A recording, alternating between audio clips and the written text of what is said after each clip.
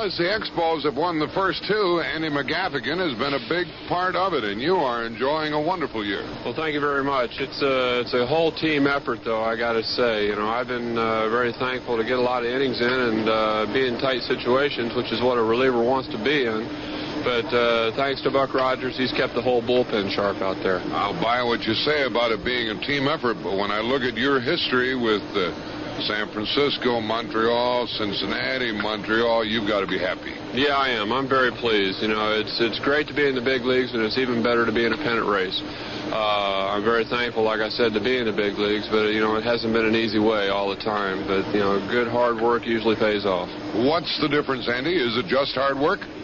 That and good coaching and having a good Lord by your side and a lot of different things. I'm a firm believer in you get out of life what you put into it. And I've made up my mind to stay in the big leagues, and the only way to do that is just to produce. Was your mind not made up before? Well, I was kind of in awe of the big leagues when I first came up with San Francisco. I let the hitters and everything else intimidate me, and I wasn't really my kind of a pitcher. And I went out there and I tried to pitch like every pitching coach wanted me to pitch, and I had about 8 different pitching coaches, it seemed. And finally I came to the situation where I said, well, I'm going to pitch how Andy McGaffigan pitches, and the rest is history. I remember you with the Giants, and you used to come into games to be lopsided games one way or the other, and I used to see you knocking people down and getting them broiled and all tightened up in the game. It's a lot different now. Yeah, it is. I learned to control my emotions out there and not worry about the things that I can't control, and just stay within myself and not try and do things that I can't do. And when I started doing that, things started turning around for the better. A lot of times when a guy is tough, and I know that you're tough from watching you, you try to demonstrate that you're tough out there, and this is not a tough game. No, it's not. It's as hard as you make it. It's like anything else. When you have an idea of what you're trying to do and you go out there and do it, it makes things a lot easier. I know I'm not a power hitter. I know I'm not a power pitcher, so I'm not going to go out there and try and be a Nolan Ryan or a Dwight Gooden. I'm a guy that's going to be around the plate most of the time, and I'm not going to walk a whole lot of guys. And how it changes. When you have success, they wave to you. You say, hey, they want me in here. They want me to come in a tight spot. They want me to finish the game. Yeah, it's exciting. Success breeds success. And failure breeds failure, it seems like. And, Buck has had confidence in me all year, and with Tim Burke out there and Bob McClure and a host of others, it's been a good situation. Andy, are you enjoying, aside from your pitching, living here in Montreal? It's very interesting. It's not quite like being in the States, but I'll tell you, it's not as bad. It's exactly what you make it.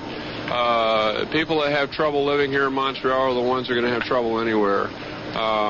It's a very cosmopolitan city. You can walk down the street and you can see anything from, you can see Orientals and Indians and Asians and Haitians and good old, whatever. So it's a great blend of people here in Montreal. And a few Irishmen like yourself. Oh, there's a few of us around. Not too far, a few between, though. Andy, where's your home? It's in Lakeland, Florida. I was born in West Palm Beach, but I live in Lakeland now. So spring training is no change of pace for you? No, I truly enjoy it. Going back to West Palm Beach and having the folks and all my family there, it's nice. Kids? Yes, I have 2 children. A boy, a little girl, 3 years old, Rob, and a little boy, 9 months old, is Drew. And he's a handful. And it could be that the Expos are going to be in the playoffs and the series. Who knows? You never know. It's a tight situation and a tight race, and that's just the way we want it. Man, we have trouble with you people. Well, that's okay with me. It's good teams, when they match up with each other, anything can happen. I sit upstairs, Andy, and I see you guys play the Cardinals, and you feel like you can beat the Cardinals. Yeah, we feel like there's no team in the National League that we can't beat. We've got a bunch of no-names, it seems, and on paper, we may not be the greatest team in the world, but, we got 24 guys out there that can play with anybody. No names, perhaps, but making a name for himself is Andy McGaffigan. Congratulations on the good work. Thank you very mumuch. Thank you. Andy McGaffigan, our guest, and I'll be back in just 1 minute. The Cardinals have some work to do, and they are in Montreal at Olympique Stadium tonight, wrapping up a 3-game series with the third-place Expos. And all of a sudden, the Cardinals look back, and there are the New York Mets 2.5 games behind, and the red-hot Expos only 3 off the pace. Welcome to Montreal. I'm Ken Wilson, along with Jack Buck and Mike Shannon. The Cardinals embarking on a road trip, a 10-game affair here in Montreal, and they have dropped the first 2 contests, 9-2 here Monday afternoon and 4-1 last night. And in fact, they have lost 3 of their last 4. While the Cards have done that, the Expos have won 4 straight. New York continues to win. And in fact, Montreal is so hot that over the last couple of weeks they have been beaten only 3 times. It truly is a red-hot pennant race. The Cardinals tonight are going to start Joe McGrain. He is 1-1 against Montreal. The one game he did lose was here, but the club scored only 1 run for him. The Expos are going to go with Dennis Martinez. He is the 32-year-old right-hander who has spent most of his career in the American League with Baltimore. He has pitched very well for Buck Rogers since coming here in June, and his record is 8-3. Tonight, Martinez is working on 3 days rest. That's highly unusual, and in fact, it's the first time this season that a Montreal starter has worked with only 3 days rest.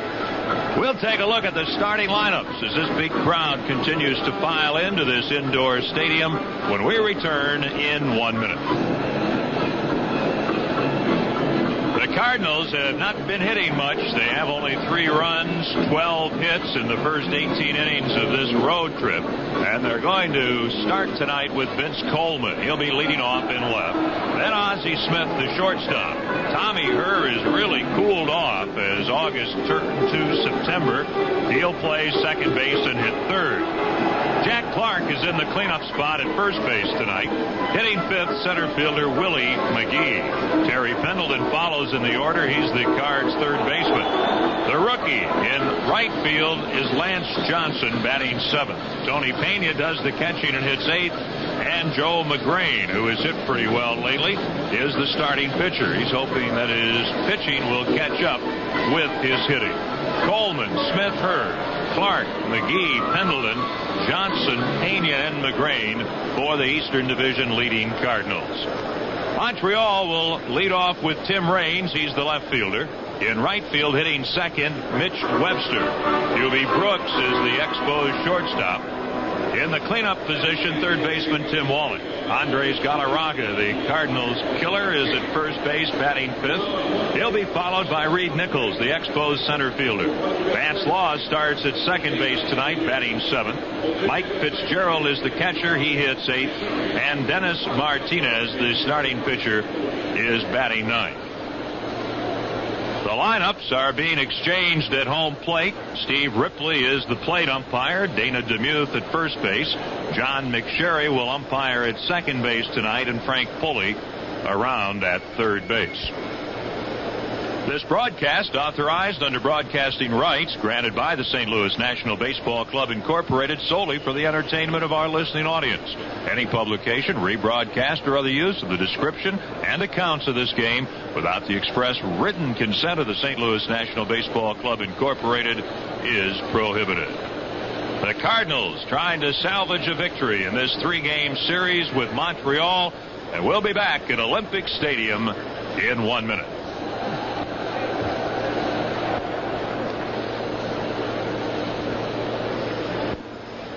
Vince Coleman is already in the on-deck circle. He's ready to bat, but the Expos have not taken the field yet. This crowd getting ready. They begin some rhythmic applause.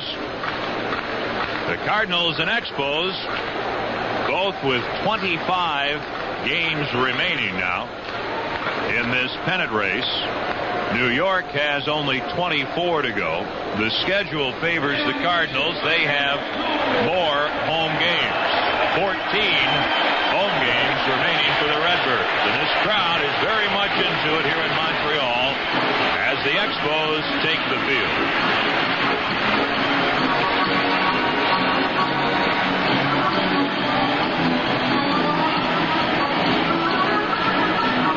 Cardinals looking for some instant offense all of a sudden. They can't find the hits and runs to keep things going. That's what they need most. Dennis Martinez, as we mentioned, has pitched well for Montreal, but one thing he has been the beneficiary of in his 17 starts is a lot of runs. In the starts that Martinez has made, the Expos have averaged 5 runs per start, and that makes it a little bit easier to win. And of course, when you talk about the Cardinals and Expos, you basically talk about offense. Certainly not right now for the Cardinals, but over this entire 87 season, these have been two very potent offensive teams, and they have the 2 highest team batting averages in the league. The Cardinals lead the National League with a .271 team average, and the Expos are right behind them at .270. Both teams like to run. They like to hit and run. Both teams feature strong defenses, though the Cardinals' defense is certainly a better defense overall than the Expos. Offensively, the one difference is that Montreal will hit more home runs. They're a long ways from being the biggest home run hitting team, but they do hit more home runs than the Cardinals do, especially with the heart of that order, Brooks, Wallach, and Galarraga. And of course, if there's been a weapon for Montreal against the Cardinals this season, as the Expos have taken 9 of 13 from the Redbirds, it has been Andres Galarraga. Finally, last night, the Cardinals were able to collar the young Montreal first baseman. He was 0 for 4, but he has just relentlessly attacked the Cardinals pitching staff here in 1987. Dennis Martinez in his 11th Major League season, ready to go on the mound, the mustachioed Nicaraguan, and he'll be opposed by Joe McGrain.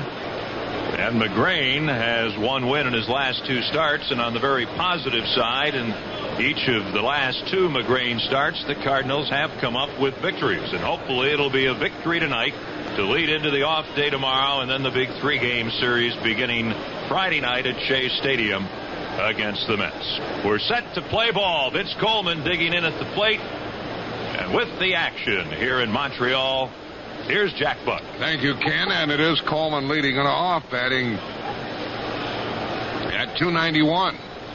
Then Smith and Herr as the Cardinals try to come out of the hitting slump. Scored 1 run in the game yesterday and 2 runs the day before. And they didn't get good enough pitching to make those totals stand up. Martinez, of average size out there, about 6 feet tall, 175 pounds. He has a record of 8 and 3. His first pitch of the night to Coleman. Swing and a high fly ball into left will be easy for Tim Raines. 1 out. Coleman went up there pumping.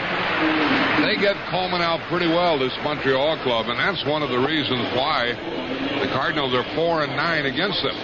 The only Cardinal, Jack, that really has done much against Montreal this season is the man coming up, Ozzie Smith. And you know, you always talk about pitchers. Keep it down. Keep your deliveries down. There was a perfect example of going up with a pitch. Coleman's a guy they ought to pitch up. He popped the pitch up around the letters that time right into left field. So Ozzie takes, and it's a ball, according to the plate umpire, Steve Ripley. Ozzie's batting .297. He was shut out here last night. Here's the pitch on the way from Martinez, and it is over but low for ball 2. With Tom Herr on deck. The Cardinals have won 4 and lost 9 against Montreal. Martinez throws the strike in there, 2-1. Martinez is a very good pitcher, and sometimes good pitching brings out the best in good hitters. They know they have to work up there. And let's see what Ozzie can do. Swinging a foul past third base where Nick Leva is coaching. And that's 2-2. This Montreal ball club plays with all of the confidence in the world against the Cardinals because over the last couple of years they've been tough for the Redbirds to handle. And they deport themselves on the field in that fashion. And both in their pitching, they come right after the Cardinals, and with their offensive work. Joe McGrain will be the Cardinal pitcher tonight.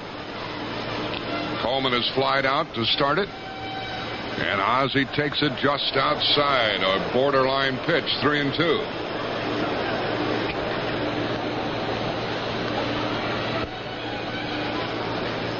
Adiaz gets back in. He doesn't enjoy playing under the dome here. He thinks it's hard to see the baseball. Here it comes from Martinez. Swing and a fly ball into left center. Racing to it is Nichols. He has it for the out. High fly ball into left center, caught by Nichols. They have Tim Raines in left, Reed Nichols in center, Mitch Webster in right, Tim Wallach at third, Gilby Brooks at short, Vance Law the second baseman, Andres Galarraga at first, Mike Fitzgerald catching Dennis Martinez, and the batter is Tommy Herr. This pitcher Martinez has 2 complete games and 1 shutout out of 17 starts. Strike in at the knees to Herr, batting .272. Martinez a long time with Baltimore. They had 2 pitchers over there by that name. One Tippy Martinez, the reliever, and this fellow Dennis Martinez, who now pitches to Herr with 2 outs. Swinging a foul, strike 2. Waiting on deck, it's Jack Clark.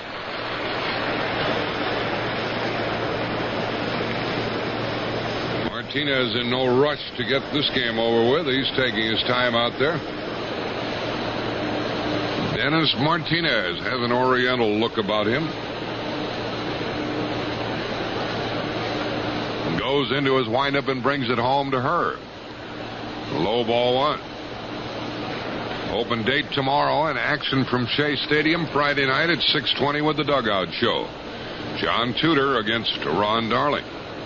And hello to the folks in Danville, Illinois, tuned in on WITY on the Cardinal Network. Coleman has flied to left. Smith has flied to center. Herr takes it low, 2-2. Last time the Cardinals played against Martinez, they had some men on base, but he picked a couple of men off. And the Cardinals lost another man stealing. They argued about the balk call. Now Martinez delivers, and there's a swing and a miss and a strikeout. Cardinals down in order after 1/2 inning, no score. Pittsburgh beat the Chicago Cubs again today, 4-3. The winner was Jeff Robinson, who hit a home run in the 9th inning off of Lee Smith to win the game. Earlier, R.J. Reynolds had homered. Jim Gott picked up his 9th save. Lee Smith, the loser, 4-9. 8,000 people at Wrigley Field. And Pittsburgh won at 4-3. The Dodgers didn't score in the first at Cincinnati. It's Belcher against Browning. Philadelphia didn't score in the first at New York. It's Raleigh against Aguilera. Raleigh a 17-game winner. Atlanta leads San Diego 3-2 in the bottom of the 7th. Nolte and now McCullers for the Padres. Palmer, now Carey, and then Acker for the Braves, with Santiago hitting a home run for the Padres. Atlanta leads 3-2, bottom of the 7th in Georgia. San Francisco at Houston. Hammaker against Nolan Ryan in that game. We'll tell you about the American League as we go along. Meanwhile, it's Joe McGrain, the Cardinal left-hander, with a 7-6 record, pitching to Tim Raines. Switch hitter, second in the league in hitting at .328. Batting right-handed, the pitch. And he bunts down the first base line, and it goes foul. Tim Raines pushed one down the line. It went foul, strike 1. Oakland beat Texas 11-7. Carteret the winner and Witt the loser. Petralli a home run for Texas. And Oakland won that game 11-7. Detroit's playing a doubleheader at Baltimore, and the Tigers lead 7-3 after 7. Terrell, King, and now Hernandez. Dixon, Griffin, McGregor, and Arnold for Baltimore. Madlock a home run. Noakes hit his 28th for Detroit. First game of a doubleheader. And Detroit leads 7-3 after 7 at Baltimore. New York will be at Boston. Seattle at Cleveland. No score in the first. Moore against Schramm. Chicago at Minnesota. Toronto at Milwaukee. An open date for Kansas City and California. Joe McGrain's next pitch to Tim Raines. Up high with a fastball, 1-1. One of the best hitters in the game, Tim Raines. He'll be followed by Webster and Brooks. Swing and a high fly ball to deep right center. May not be caught. It's at the wall. And it is up against the wall. There goes Raines for third base. He is safe at third with a leadoff triple.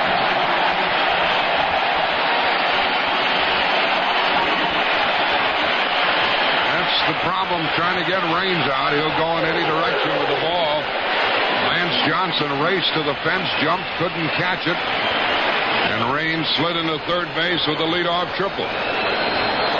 Tim Raines gets the pitch up and away, and boy, you're right, Jack. He did what he had to do. He used a lot of power going the opposite way.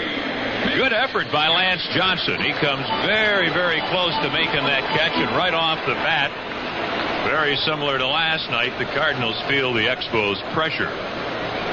Here's Webster with the infield bag, and the pitch low, ball one. Webster, another switch hitter, 287 average. Every time Martinez has pitched, these Expos have gone out and gotten a lot of runs for him. Raines at third base with nobody out. Webster took ball 2 inside. Now it'll be Webster, Brooks, and Wallach. Johnson went back to the fence, leaped, crashed into the fence, just didn't catch the ball. Here's another one from McGrain. Swing and a ground ball foul past third. 2-1. Pendleton has to play in to guard against the bunt. The infielders are back at second and short, and Clark's deep at first. The outfielders are Coleman, McGee, and Johnson. Here's the pitch. Low ball 3.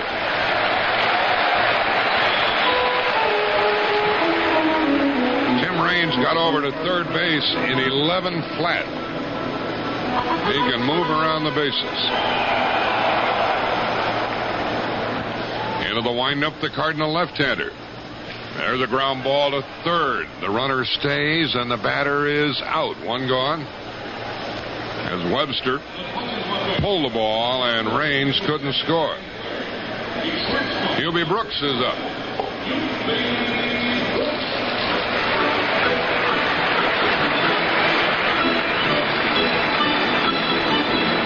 Brooks, 10 home runs, 43 RBIs, and he has started to get hot with the bat. Infielders are still back. McGrain works off of the full windup. He starts. Here's the pitch. Swing and a broken bat. Ground ball past third base. I mean broken bat. The bat splintered in 2. Then Hubie Brooks wrapped Tony Pena on the helmet with the handle end of the bat. Strike 1. We're in the first. No score. Cards went down in order. Raines starts it with a triple, and Webster grounds out.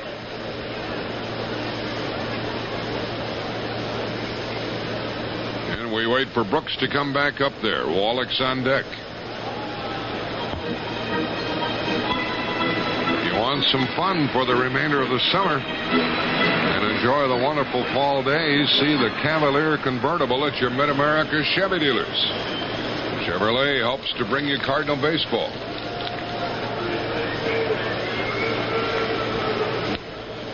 Brooks takes his sweet time about getting up there. It's like he's playing with his kid in the park. He's just sauntering around down there.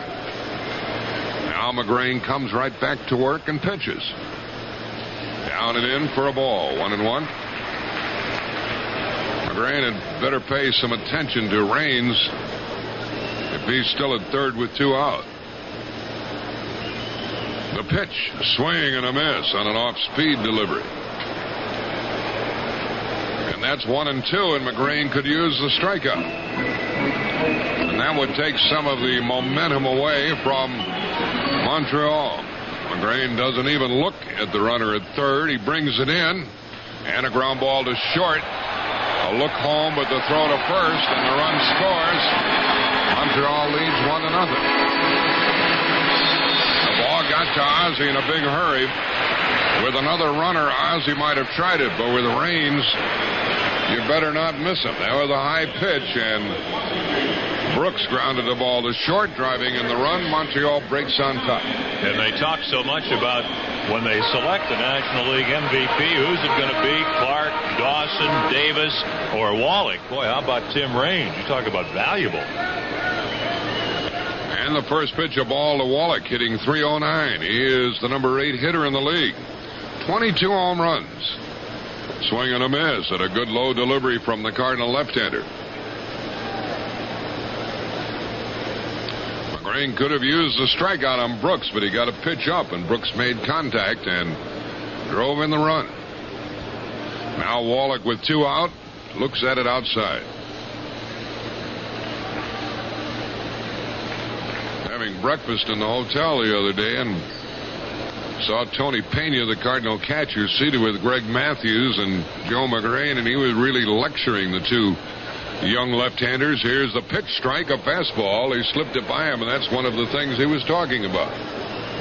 You know, both of them need to be more aggressive. I don't think there's any question about it. And they know that, Jack, but when you're young and your first year in the big leagues, it's sometimes hard to do it. 2-2 the count, the pitch. And a swing and a miss, and the bat flew all the way past third base as Wallach went down on strikes. 1 run and 1 hit, and after 1 inning, Montreal's on top 1-0. For public service for the Urban League. 1-0 Montreal after 1. We're going to pause for identification. This is the Cardinals Baseball Network.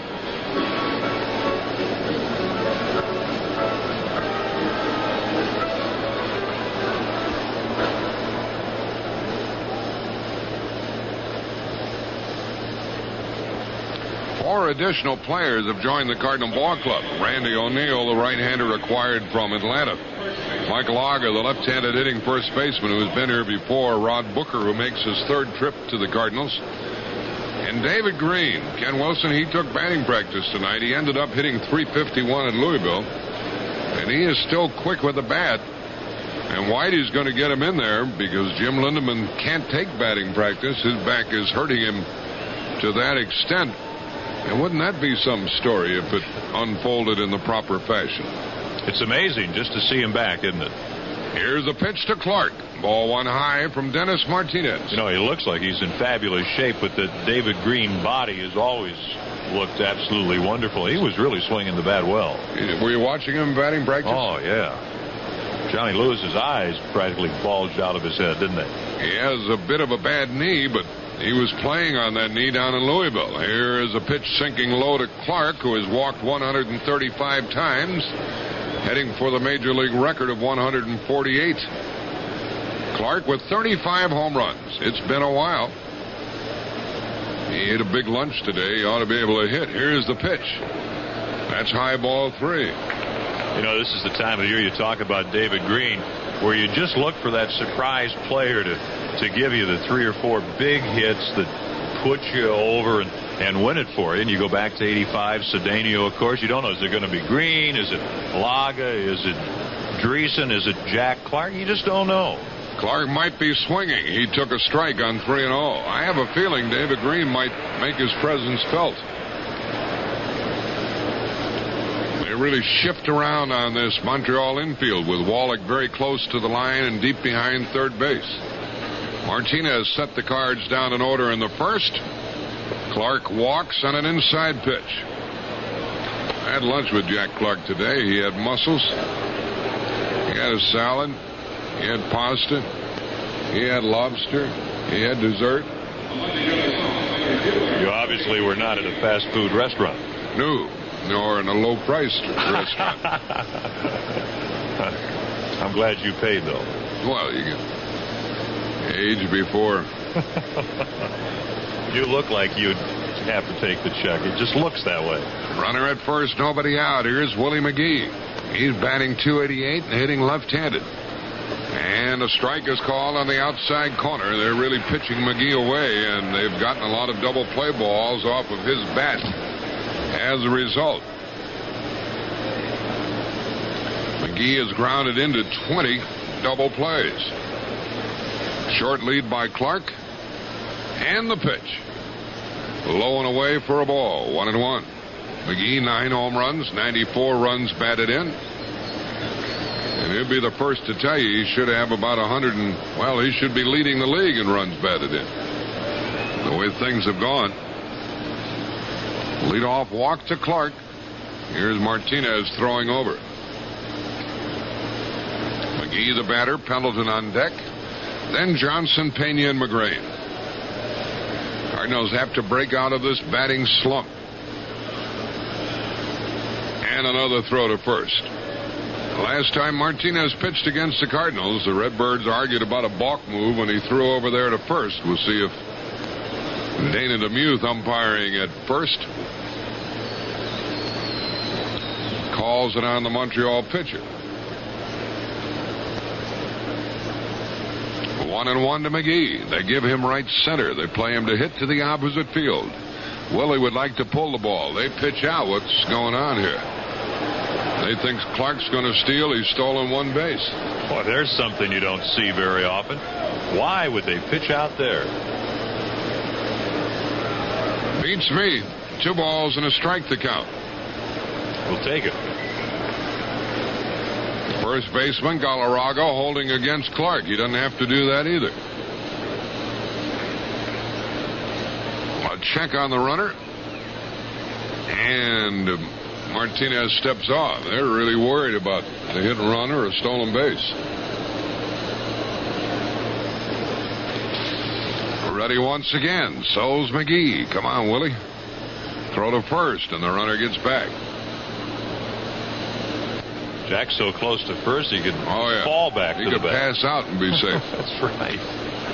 He doesn't even have an average lead. He is a short 2 strides from the bag. A leadoff walk to Clark. 2-1 count to McGee. Next pitch.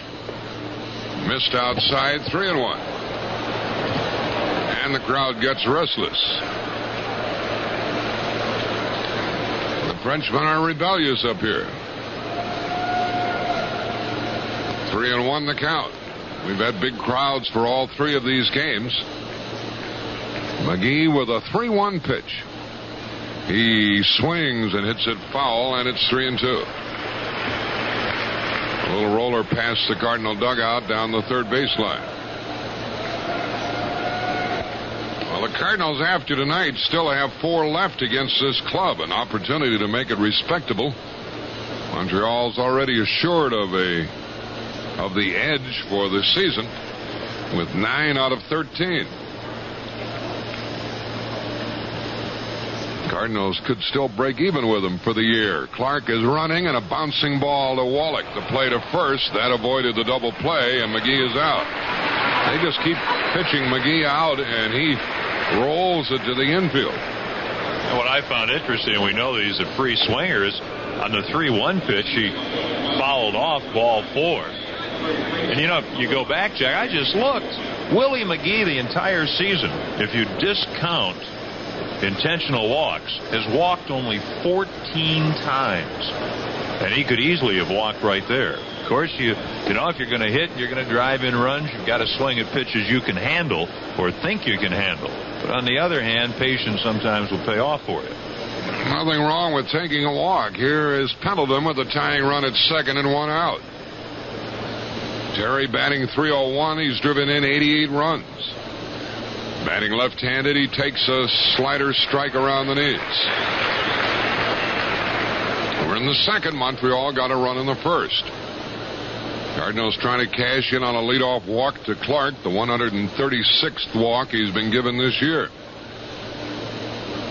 He takes a good-sized lead off at second. Bigger lead now. And Martinez pitches. Swing and a broken bat, pop fly over third. It drops. Foul. Just foul outside third. That would have tied it, and it was foul by inches. And that's the way it goes when you're not playing well, hitting well, or winning, and a piece of the bat went into the stands. And let's hope that nobody was injured by that. All of the players out of the dugout to see what happened. Part of the bat went one way, a part the other, the ball the other, and the ball just dropped fair, or foul rather, and it's 0-2. That was one of those patented Dennis Martinez curveballs, and to the left-handed hitting Pendleton, it comes right in on the hands. Tommy Hurst saw that. He was the last out in the first inning on a 2-2 pitch. He really hadn't seen a good curve from Martinez. Boy, he just broke one right off on his hands. Fortunately, nobody was injured when the bat sailed into the seats. 0-2 to Pendleton now. If he doesn't do it, it'll be up to Johnson. They're playing Pendleton not to pull. Clark leads off at second, one out. Here's the pitch on the way, and Terry takes it low and away, ball one.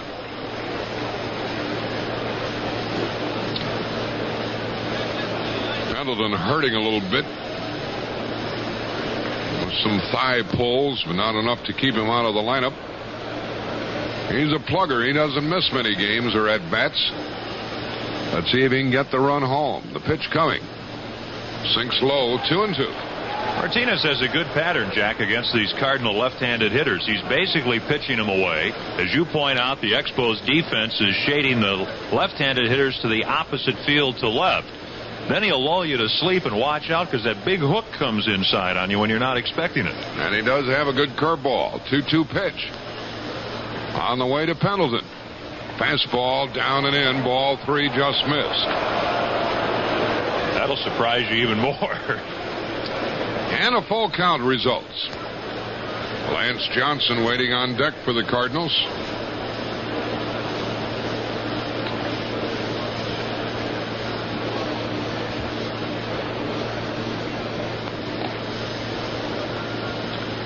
Martinez with a 3-2 count on the batter. He is ready. Clark's off of second with one out. The pitch. Swing and a miss on a bad ball down and in. He struck him out. A 3-2 breaking ball way out of the strike zone.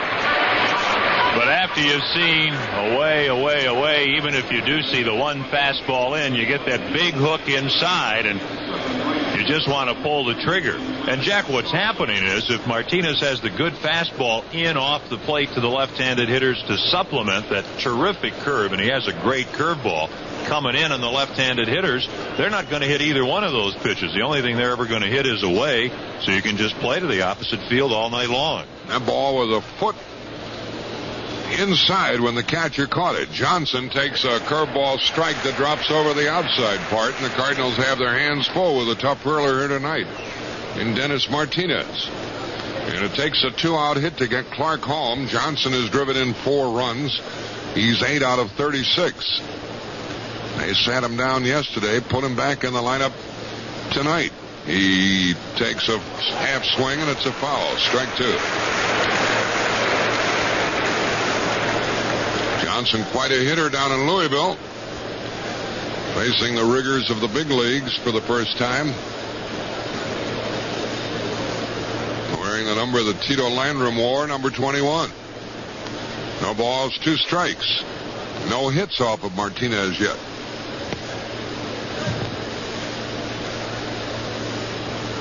Clark at second, 2 out.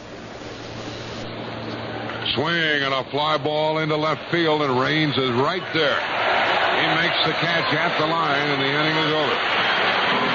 The leadoff walk, 1 left, an inning and a half, 1-0 Montreal.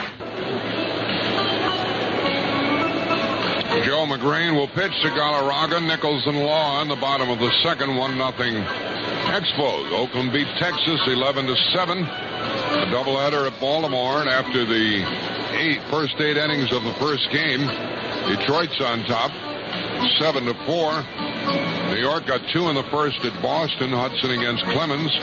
Cleveland got 3 in the first at home against Seattle. Moore against Schramm.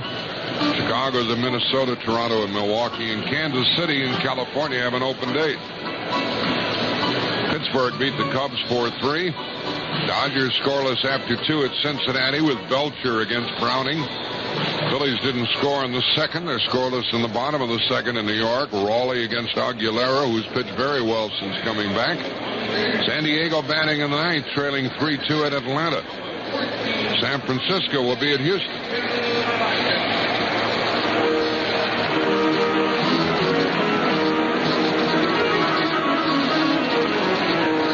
San Francisco starts the night in good shape. 5.5 ahead of Houston. 6 ahead of Cincinnati. Here's the pitch from McGrain to Galarraga. Ball 1. This fella has murdered the Cardinals during his career. He's batting .391 lifetime against St. Louis with 6 home runs. McGrain delivers, and a swing and a high fly ball into right in the corner, curving foul and going out of play. He gets all kinds of breaks. The pop flies he hits go foul, or they drop in, or little bouncers down the line are not playable. And then he hits the ball hard. He's a stocky right-handed batter, Andres Galarraga from Venezuela. He's 6'3", a 230-pounder, and a good first baseman. McGrain pitches to him. Strike call on the inside corner. He doesn't like that inside pitch. 1-2.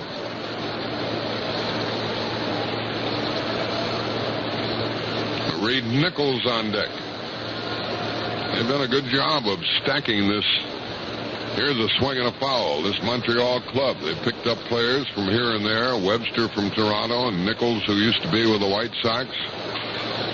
Vance Law used to be with the Pirates and other clubs. Fitzgerald, their catcher, used to be with New York. So did Winningham, their center fielder.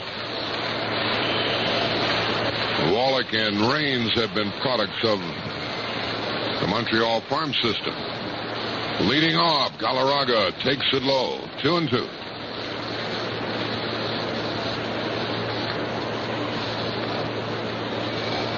Expos got a run in the first on a triple by Raines and an infield out by Brooks. Joe McGrain, I thought, pitched Galarraga very, very well. He got him that little fly ball that barely reached the seats foul on a pitch away. Then he came hard in on him, got him on a strike. Good pitch down to foul it away. Came back with another good pitch away there. And it's a Texas League double. Of course, sour grapes are great if you're drinking them, but I'll tell you something, it's tough when you see that happen, especially when you're not getting in it. Galarraga slipped off of the base down there, and Ozzie kept the ball on him. Galarraga was ruled safe. So a leadoff triple in the first, a leadoff double here in the second. Reed Nichols the batter, and he was going to bunt, and he took a ball. Anything to get the runner over to third. So Nichols is thinking about a bunt. He got a pretty good RBI man behind him. The next pitch, he was going to bunt and took a strike. 1-1. Nichols, a little guy, he can run. And he's batting .273. He platoons in center field, and every once in a while he'll surprise you with his power.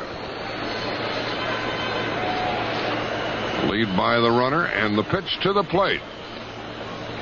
Just missed low, ball 2.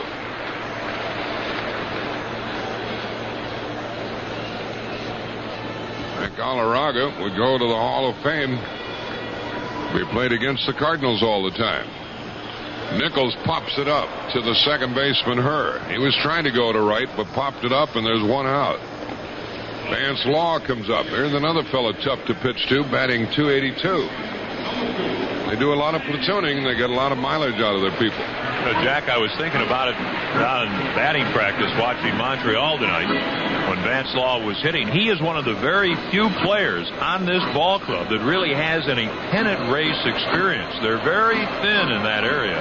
Of course, he was with the '83 White Sox when they won the American League West. They are in the race. Montreal 3 behind the Cardinals. The Mets 2.5. Then Philadelphia 10.5. The pitch to Law is down and in, ball 1.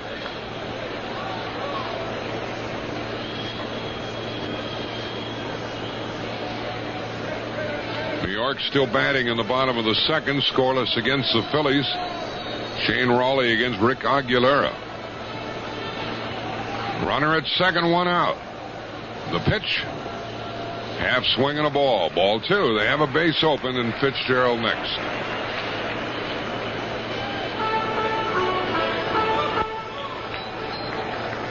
Final score is Atlanta 3, San Diego 2. 2-0 to the batter, Law. Here's the pitch, and a swing and a line drive into left. A base hit. The runner trying to score. They send him back, and it's first and third, 1 out. Law on 2-0. Line one into left field, and Galarraga could not score. That Atlanta victory, it's 3-2 over San Diego, with Palmer the winner and Nolte the loser. Cardinals need a double play ball off the bat of Mike Fitzgerald. He's batting .256. 3 homers, 33 runs batted in. Pena out talking to his hurler.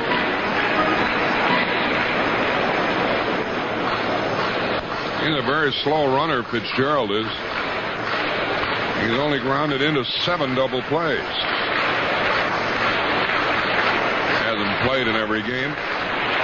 There's a chance of a bunt here.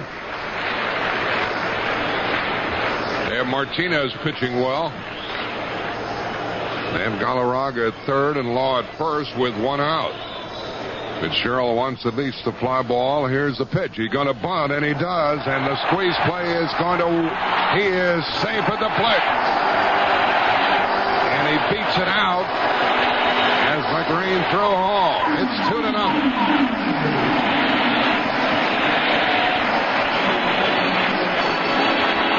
Got to the ball, flipped it to Pena, but Galarraga has had 2 hits out of 35 at bats. Law's a pretty good runner down at second. Big lead by the runner, and McGrane steps off. I could feel that bunt coming, Ken. Well, it's a very good situation for it. And the Cardinals couldn't really count on it. It was do or die for McGrane. He did all he could. Here's the pitch, and it's a ball. Throw to third. The runner trying to steal. He's out. From Pena to the shortstop, Ozzie covering. Cardinals had the game on, and Law is a good base runner. But Ozzie beat him over there, and Pena had to hit the moving target. The other man down to second with 2 out and the pitcher up. That's not a bad play for Montreal, Jack. They've already got the 2-0 lead. Make things happen. Maybe let the Cardinals throw the ball around a little bit. And as it turned out, Pena was very alert, and Ozzie was there to get the job done. And now the pitch to Martinez, and the ball is drilled into the ground, and that's going to be a balk. The runner goes to third. McGrane had the ball hang up on his fingers, and he drilled it into the ground in front of the mound, and then it rolled toward third base. The runner goes to third with 2 out. Now McGrane wants to know the count. The umpire says, I don't know. That was something, wasn't it? Actually, it looked like he was in his wind. The other ball just flew out of his hand over to Pendleton, who was surprised. And now Martinez calls time. 1 ball to count.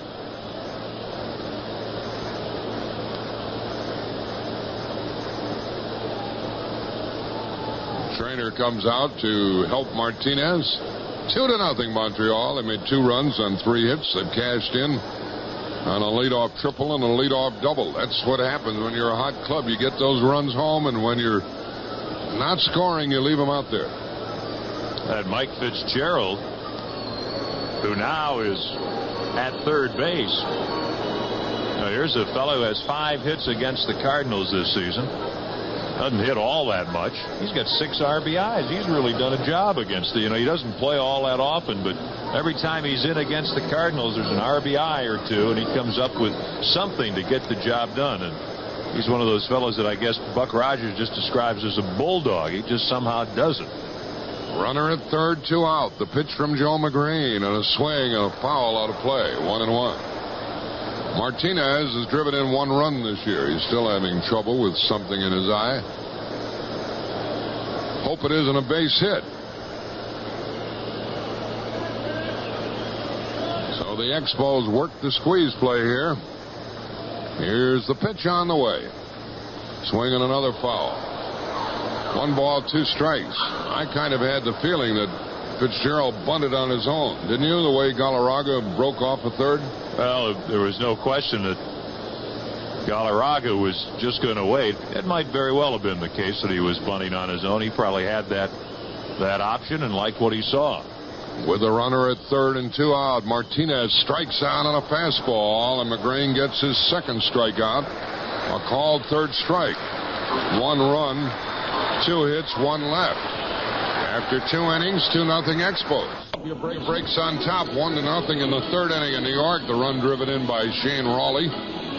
Folks, the 5th annual Lutheran Golf Benefit will be held Monday, September 21st at Norwood Hills. $50,000 in prizes. Proceeds benefit the Lutheran special classes. Joe Cunningham's the honorary chairman. Bob DeMarco, Jim Bakken, Jim Otis, Frank Torrey, Lee Thomas, Al Roboski will all be in the tournament. The fee includes a day of golfing, greens fees, carts, lunch, refreshments, dinner. Call 776-0500 to join in on the 5th annual Lutheran Golf Benefit Monday, September 21st. Ken Wilson, with the Cardinals trailing 2-0, tells you about the Redbird third. And Tony Pena will try to get aboard to start things off against Dennis Martinez, who floats a curve up and in, ball 1. Tony had a home run here, his 5th of the year, on Monday afternoon. He is batting .221. McGrain is on deck, then Vince Coleman. The Expos play very straight away, spread, if you will, on Pena. Fastball. Tony drills a grounder up the middle, and the Cardinals have their first hit. Tony Pena sends a fastball into center field, and he's aboard, and that makes it a bunting situation for Joe McGrain. McGrain, before the ball game, was probably more concerned about his bat than anything else, which is highly unusual for a pitcher. But then he was 2 for 2 as a batter in his last start. Here he's up very much in a bunting situation.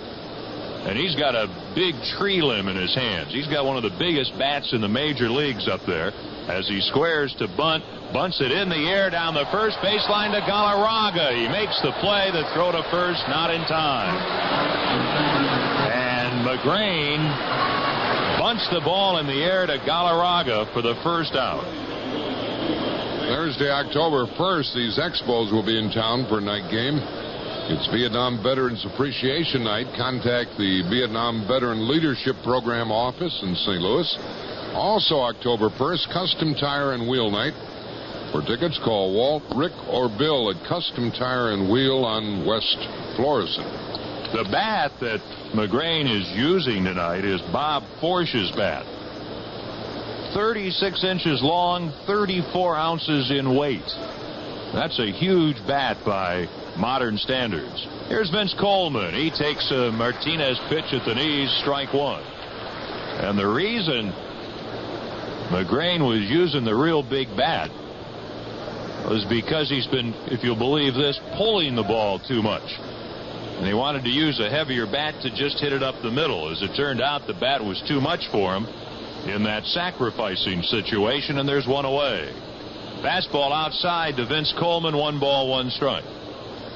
At Baltimore, Detroit wins the first game of a twilight doubleheader 7-4. They take a half-game lead in the East over Toronto. Toronto is at Milwaukee tonight, and 12-game winner Jim Clancy's going to pitch.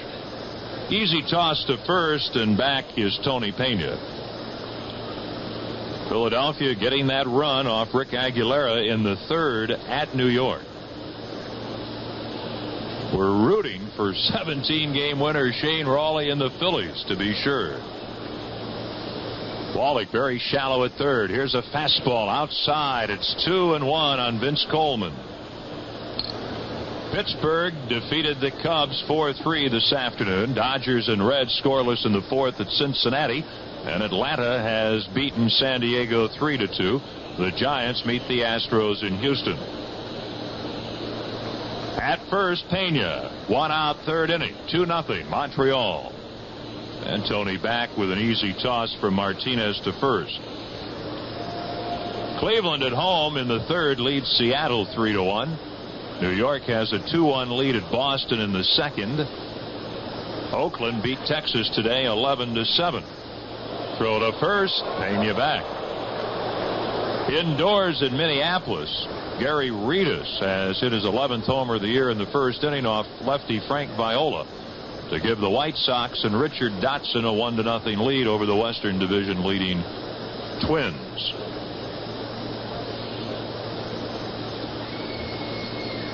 Coleman flied to left in the first inning. He is battling Dennis Martinez. Pena, a good-sized lead, draws another throw, and he's back. He gets the right hand back on the bag just ahead of Galarraga's tag.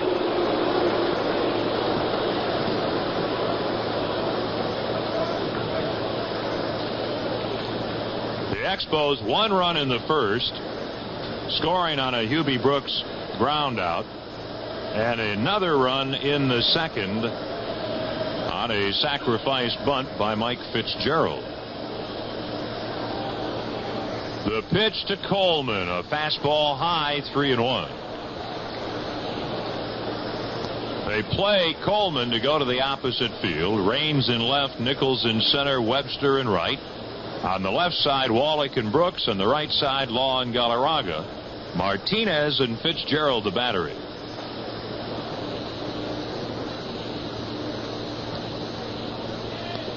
This pitch is low, and Coleman draws a walk, moving Pena to second. The Cardinals in the inning with their first hit. It's the first time they've had 2 on. The situation exists with only 1 out, and here is Ozzie Smith. Ozzie at 296 has an excellent chance to hit 300 for the first time in his career.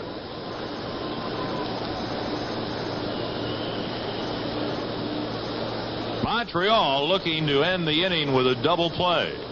Pena at second, Coleman at first. From the set, Martinez pitch, a curved strike. A good one at the knees on the inside corner.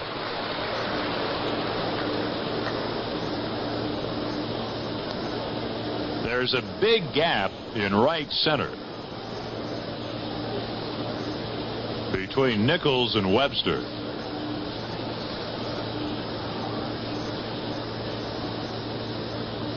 Fastball, a beauty at the knees, 2 strikes on Ozzie Smith.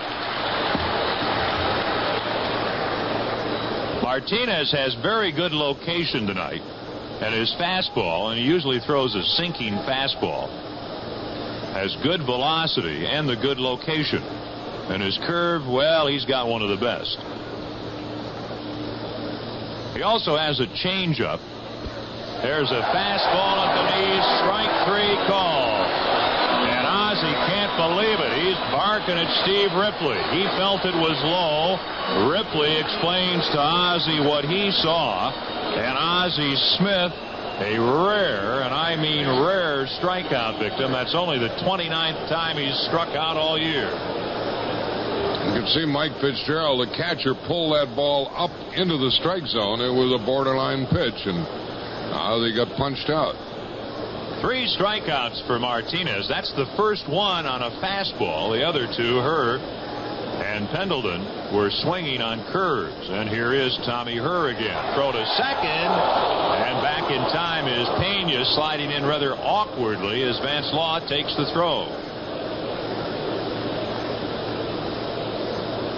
One of the things that certainly would not only give the club's offense, but in fact the entire team a lift, would be a little offense now from Herr. You might recall he didn't hit much at all in July.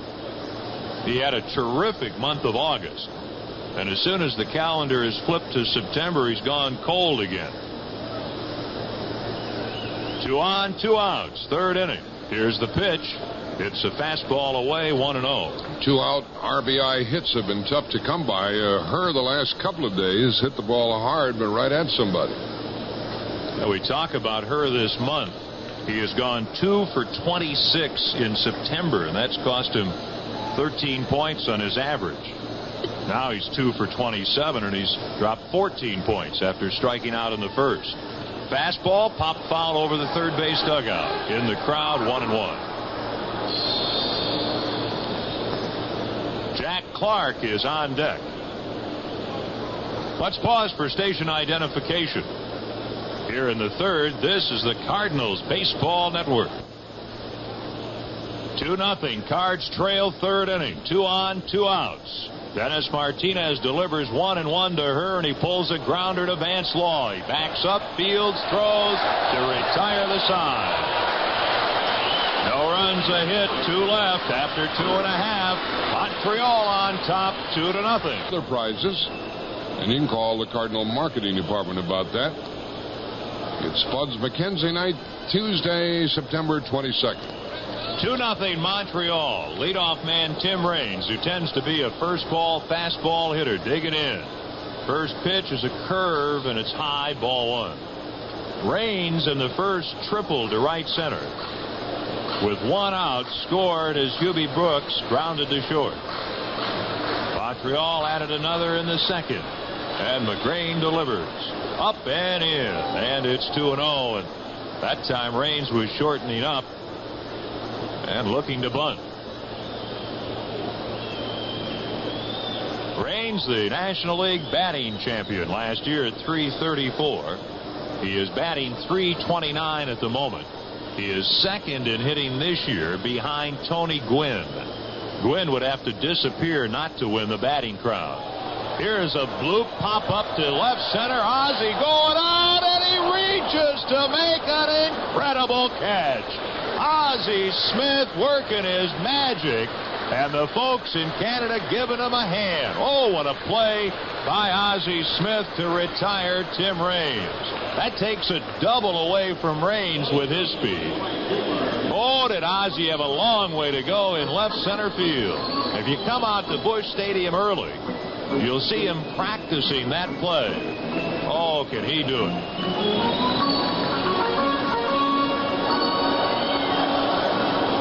2-0. Cards trail third inning.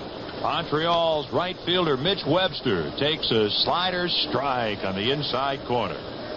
Webster, a switch hitter, batting right tonight, bounced to third in the first inning. Breaking ball hammered off the glove of Pendleton. He picks the ball up and drops it again near the mound, and Webster's safe at first. That was a sizzler to third baseman Terry Pendleton. And with 1 out, Webster is at first base. That'll be an error charged to Terry Pendleton.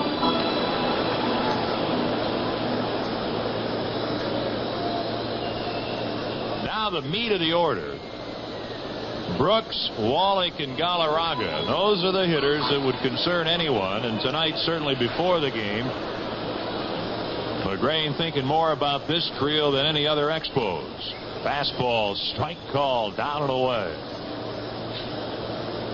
Brooks with a 7-game hitting streak. Bounced out, drove in his 44th run in the first inning. He's a right-handed hitter. Stands deep in the box. At first, Webster with 1 out. Cards look for 2. Throw to first. Back easily is Webster. He's always a threat to steal, by the way. He has 31 stolen bases. 2-0. Montreal leads third inning.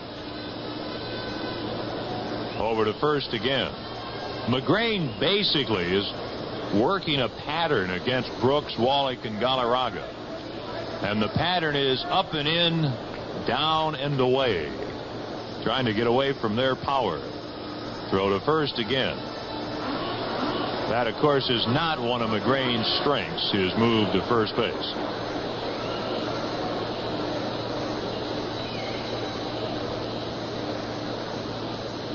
One strike on Hubie Brooks.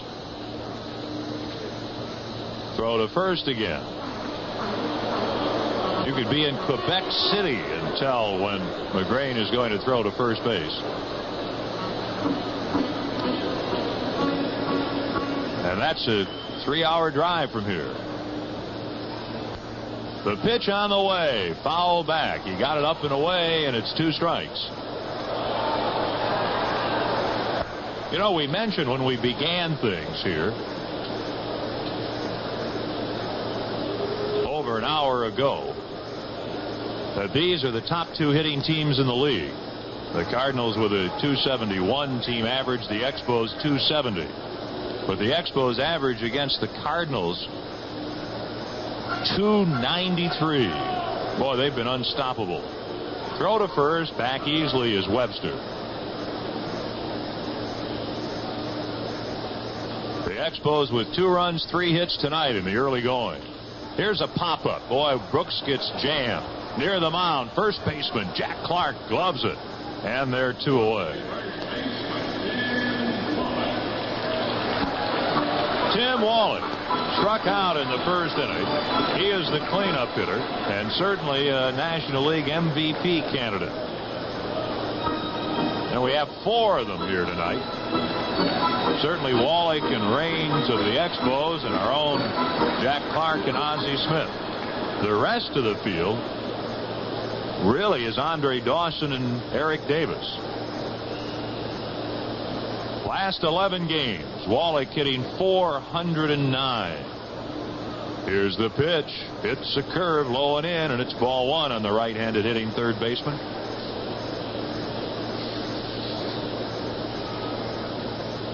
Of Wallach's 22 home runs, 1 of them was an inside the park home run. That was back in July at Riverfront in Cincinnati. The only one he's ever had. McGrain to the plate. Swing and a miss. Throw to first. The tag. Ooh, safe at first is Webster. Back in standing. And he was almost out. Wallach tried to check his swing, unable to, and the count is a ball and a strike. Clark had the ball there in plenty of time. He just had to miss the tag. Because the glove was down well before Webster got his foot near the bag. Over to first again. That was Pena throwing to first, not the pitcher Joe McGrain.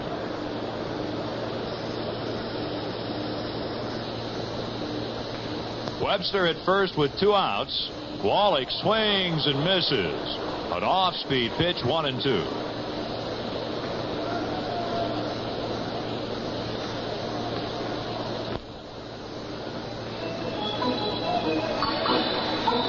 What happens over the final 25 games most certainly will determine the MVP. If the Cards can win the East, that'll certainly help Jack Clark's chances. Swing and a foul, 1-2. If Montreal were to surprise the Cardinals and the Mets, well, that would do a lot for Wallach and Raines. 2-0 Montreal. Wallach at the plate with 2 outs in the third, and McGrain ahead 1-2.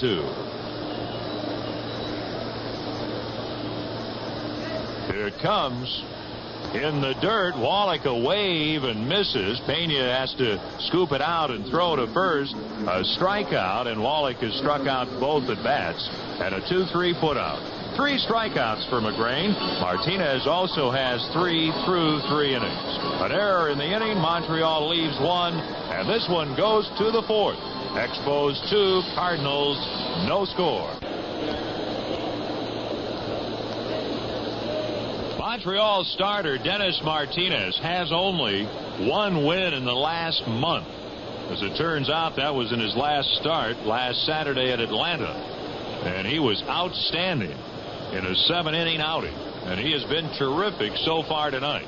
Cards are going to try to spoil things for the veteran right-hander, and to tell you about the 4th here in Montreal, here's Mike Shannon. Thank you, Kenny. Clark, McGee, Pendleton. Let's see what they can get done. Jack walked his first time up, and that was the 136th time he's walked this season. He's only 12 away from tying the National League record of 148. The last guy to do that, Jimmy Wynn of the Houston Astros. First pitch is a strike over the outside corner. Martinez brings home another. This one just misses out there, and it evens the count, 1 on each side. The Redbirds trying to win a ball game and get out of town, head for New York with that showdown with the Mets. Curveball, a little too high. 2-1. They're very deep for Clark, and they play him to pull. Second baseman Law is playing short center. 2-1 delivery. Swing and a bullet between third and short. They were about 25 feet away, Wallach and Hubie Brooks, but he hit it so hard it went right between them. You know, I'm a little surprised, Mike, that Martinez, who's really his best pitch is his curveball, he threw 2 fastballs, then threw that curve, probably wanted a strike, didn't get it, then comes back with a fastball. So Clark sees 3 fastballs out of 4 pitches, and all 4 pitches were right around the strike zone. And I don't think Jack can tell us in the last month and a half he's had an at-bat where he's seen 4 pitches right around the strike zone. Well, when you get in a situation where Clark cannot hurt you as far as tying the ball game or putting you ahead, then they pitch to him. And that's the secret. Get somebody on base so that they have to pitch to Clark. He walked as he led off the second. Now he singles as he leads off the fourth. Here's the pitch now to McGee. He hits it deep into right. It may leave the park. It does. Willie hits a 2-run homer to tie this ball game. He got a changeup high, and he hit it over the right field boards. His 10th home run of the year, and RBIs number 95 and 96. And that's what the Redbirds may need. A little medicine from what the doctor ordered. McGee ties the game with a 2-run homer here in the 4th inning. Boy, does that look good. Willie had been handcuffed this year by Martinez. 0 for 7. Martinez, who had been stung with his fastball to Clark, throws that changeup. He hadn't thrown that many. And oh, did Willie give it a ride. Boy, is that good to see. And McGee now really knocking on the door of 100 RBIs. And that's maybe just what the Cardinals need to break this offensive drought. A 2-run homer by Willie McGee. The RBI, both of them now put him just 10 behind Jack Clark. Clark has 106. McGee has 96. Here's a strike to even the count.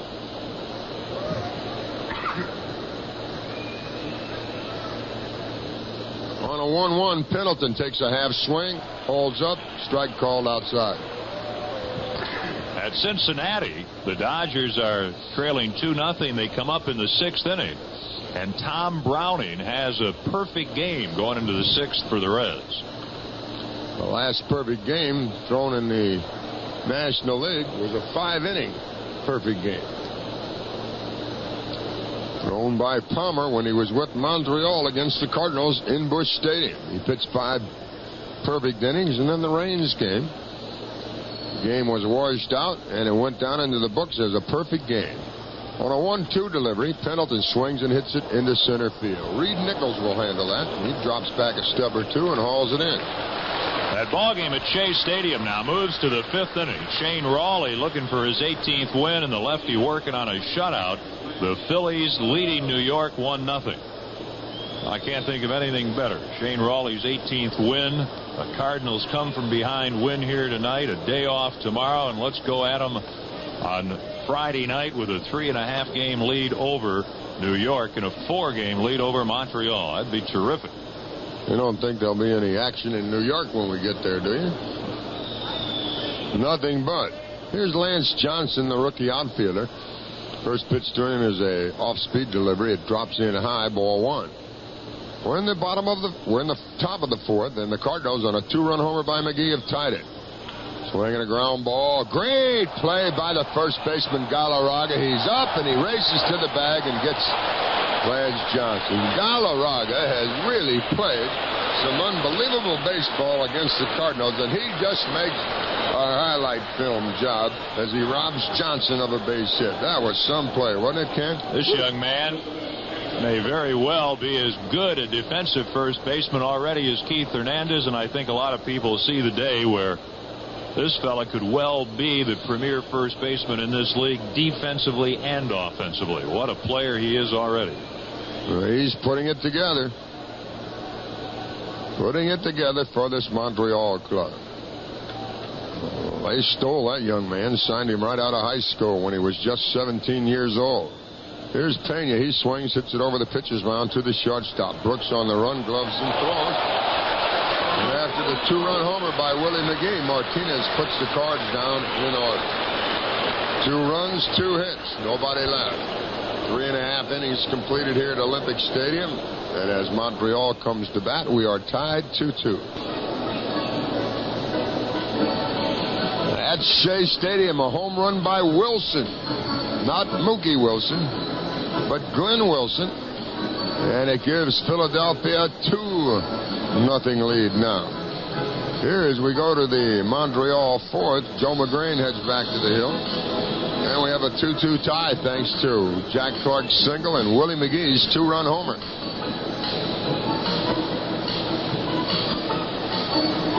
After this ball game, the Cardinals have 24 remaining.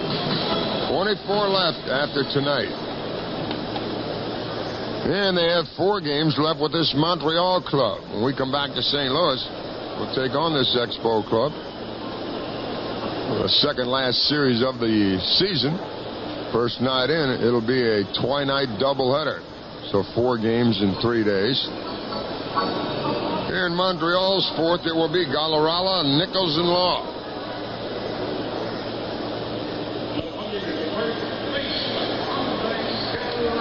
After this road trip, the Cardinals have 16 games remaining. 13 of those games are at home. And there are a lot of tickets remaining for some of those ball games. You might want to call the Cardinals and use your Visa or MasterCard. Cardinals have a special charge line for the Visa or MasterCard holders. Here's a changeup, and at the knees, a called strike. That charge line number is 421-2400. 314 is the area code. 421-2400. Fastball is a strike, 0-2. Give your credit card number, order your tickets. It's that simple. Your tickets will be mailed to you if time permits. Otherwise, you can just pick them up when you come down to the stadium. And each phone order is subject to a $2 handling charge. Charge line hours are 9:30 in the morning till 4:30 in the afternoon, Monday through Saturday. 0-2 pitch in the dirt.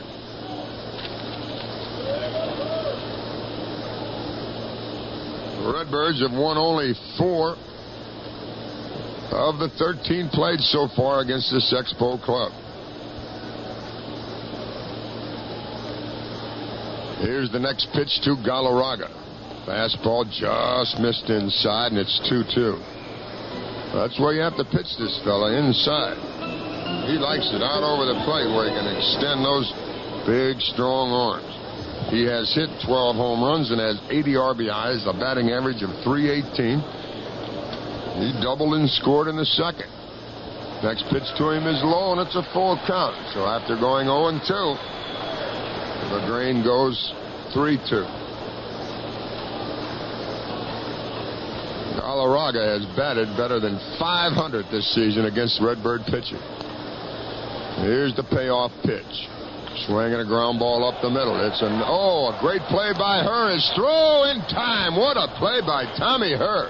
It looked like a sure hit, but Herr way to his right, backhanded the ball, turned through while the momentum was still taking him towards left field, and he gets Galarraga. What a play. Very, very nice play. And what you got to really like about it is the fact here's Tommy Herr not hitting much. Really struggling in September early with a bat, yet he comes up and makes his spine a defensive play as he's made all year. A very, very good play. It'll bring in the center fielder, Reed Nichols. Right-handed hitter takes a strike. And McGrain is throwing well now. Joe gave up a run in the first, another in the second. Had a man reach on an error in the third, but pitched around that. Then he works here in the fourth. Next one, evens the count at 1-1.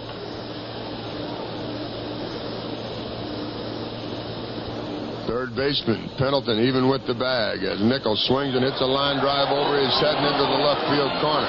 He's around first, digs for second. Here's the throw by Coleman. He has to go back. The throw back to first hits him. He's back in safe, and a good play by Lance Johnson, and he comes in all the way from right field to back up the play. Another outstanding play by Vince Coleman, and he darn near got Reed Nichols. Nichols was going for 2, no doubt about it. And when he saw Coleman, who went over near the line and then charged the ball extremely well, he had to stop. By the time Herr realized that he had a play at first, it was a little tardy. But the thing about that play is here's Lance Johnson 15 feet behind first base backing up. Boy, that shows you that this fellow wants to stay in the big leagues for a while. Hustling all the way, the Cardinal right fielder. And a good play indeed. That ball could have rolled far enough away that the runner, Nichols, could have advanced. Now McGrain fires and Vance Law swings and fouls it back. You know, Mike, the thing I'm amazed by, every once in a while you get a casual fan who'll say, well, not that much happens in baseball. You know, 1 or 2 players are involved. People forget the rule. Every play, every player has an assignment, and there's a single to left field, and you end up with a right fielder backing up first base. And there's something for a player to do on every single play. Yeah, his first responsibility is to dig in case there's an overthrow at second base. In this case, he just kept on running. Here's a long one into left field. It's way back, and it's going to leave the park. Vance Law hits a 2-run homer, and Montreal has the lead back again. It's 4-2.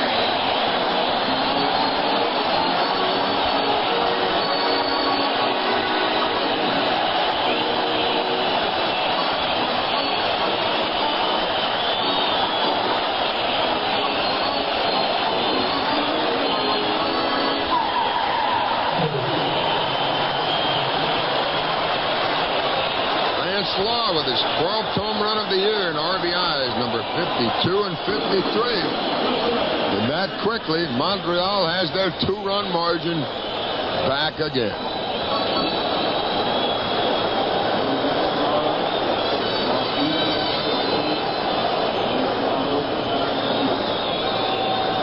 It's the catcher, Fitzgerald, now right-handed hitting catcher. He looks at a strike.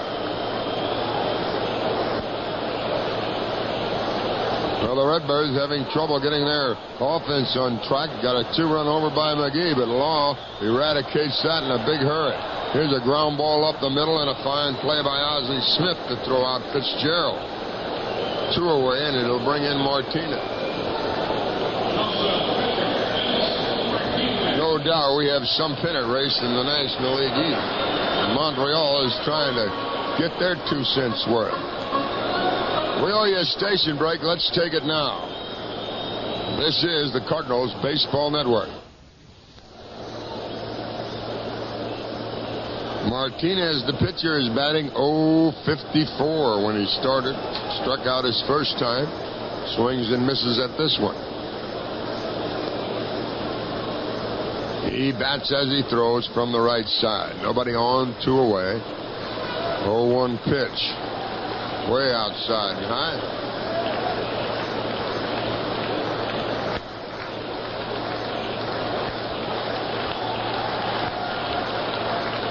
Martinez again swings and misses. This time it is a changeup. And he's in danger of striking out for the 2nd time. McGrain has fanned 3, and he's about to pick up his 4th. No game tomorrow, a day off for both of these ball clubs. Then the Cards head into Shea Stadium for the showdown series with the Mets, Friday, Saturday, and Sunday. Martinez jumps back from one inside, and it's 2-2. Friday night from New York, we'll be on the air with the Dugout Show at 6:20. The play-by-play at 6:30, and it will be Ron Darling, 12-8, against John Tudor, 6-2. 2-2 pitch. Way high. Full count. Here's a guy batting .050. You don't want to walk him, Joe. McGrain has not walked anyone tonight. His 3-2 pitch is heading home now. Swinging a foul back. How are you folks in Danville, Illinois? Cardinal Station in Danville is WITY.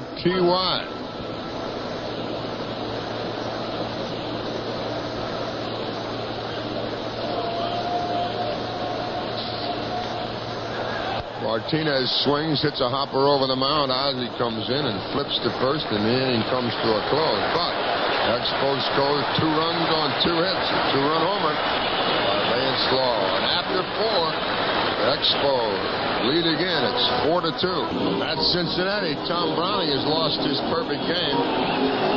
Dodgers scored a run in the 6th. They're now on the bottom of the 6th. Reds still lead 2-1. Pirates won again today. They beat the Cubs 4-3. R.J. Reynolds and Robinson had home run. First of the year for Robinson. Reynolds, his 6th home run of the year. The winner was Robinson, and the loser was Lee Smith. 4-3 the Pirates over the Cubs. They had 8,000 at Wrigley Field. Philadelphia leading the New York Mets 2-0.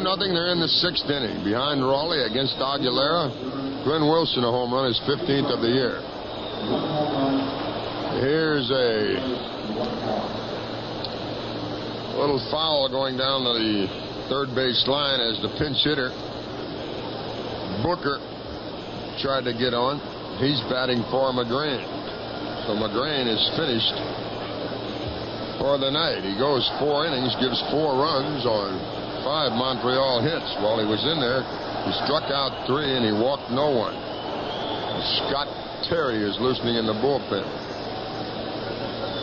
So Booker batting for Joe McGrain. Here's a breaking ball that's just outside. Booker hit well when he went back to Louisville. 327 down there. He's been called up along with Laga. O'Neill, here's a curve in for a strike, and David Green is back with the ball club. Green had a tremendous year at Louisville. He batted .351 and had 5 home runs. They give Booker right center. A big gap there as Martinez winds and fires. Fastball, swing and a miss, struck him out.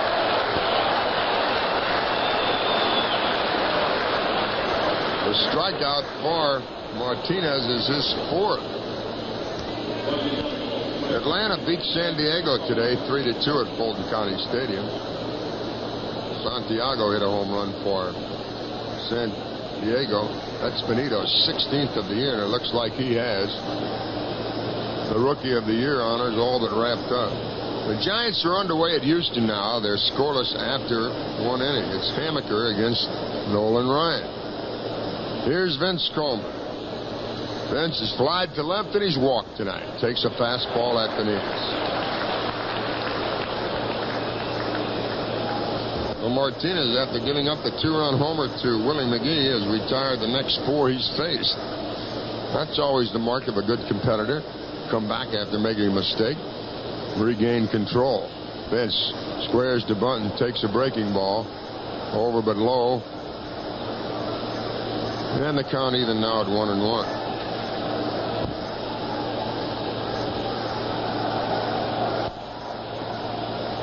Wallach is way in at third base. Hubie Brooks, the shortstop, is as far into the hole at short that you'll ever see a shortstop play. Here's the pitch to Vince. Swing and a line drive over the shortstop's head, and it drops into left field. So Vince gets a 1-out single, and that'll bring the tying run to the plate in the person of Ozzie Smith.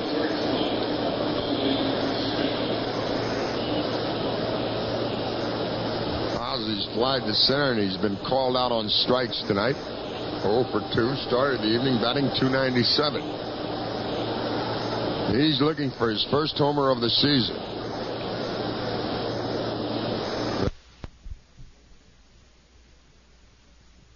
Looks in and gets a sign. Comes to the stretch position. Checks on Coleman. Now pitches.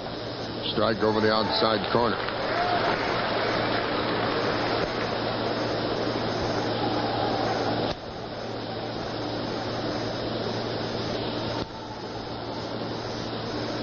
Expo infielders look for the double play ball. They haven't turned one this evening.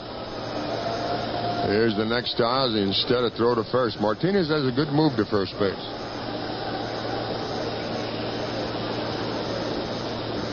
Big crowds here at Olympic Stadium in this series. 50,000 here Monday.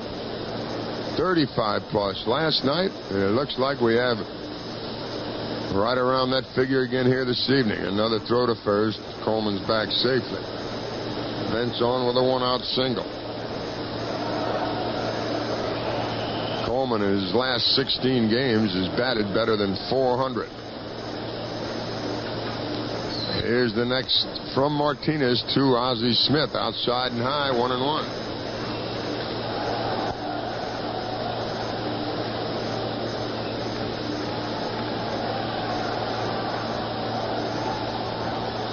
Let's see if Vince wants to do some running. He has Pilford 97 on the season.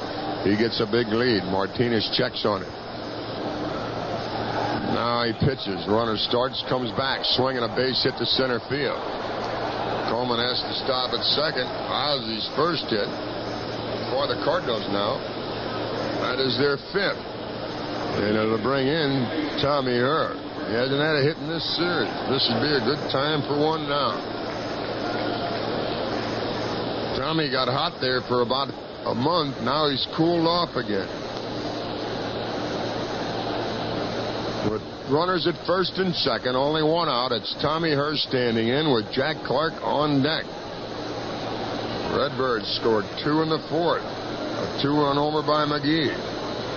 That tied the game. Then Vance Law hit a 2-run homer in the bottom of the fourth. Cards trying to come back now. Here in the fifth, Coleman at second. Ozzie, a big lead from first. The first pitch to Tom Herr. Here it is.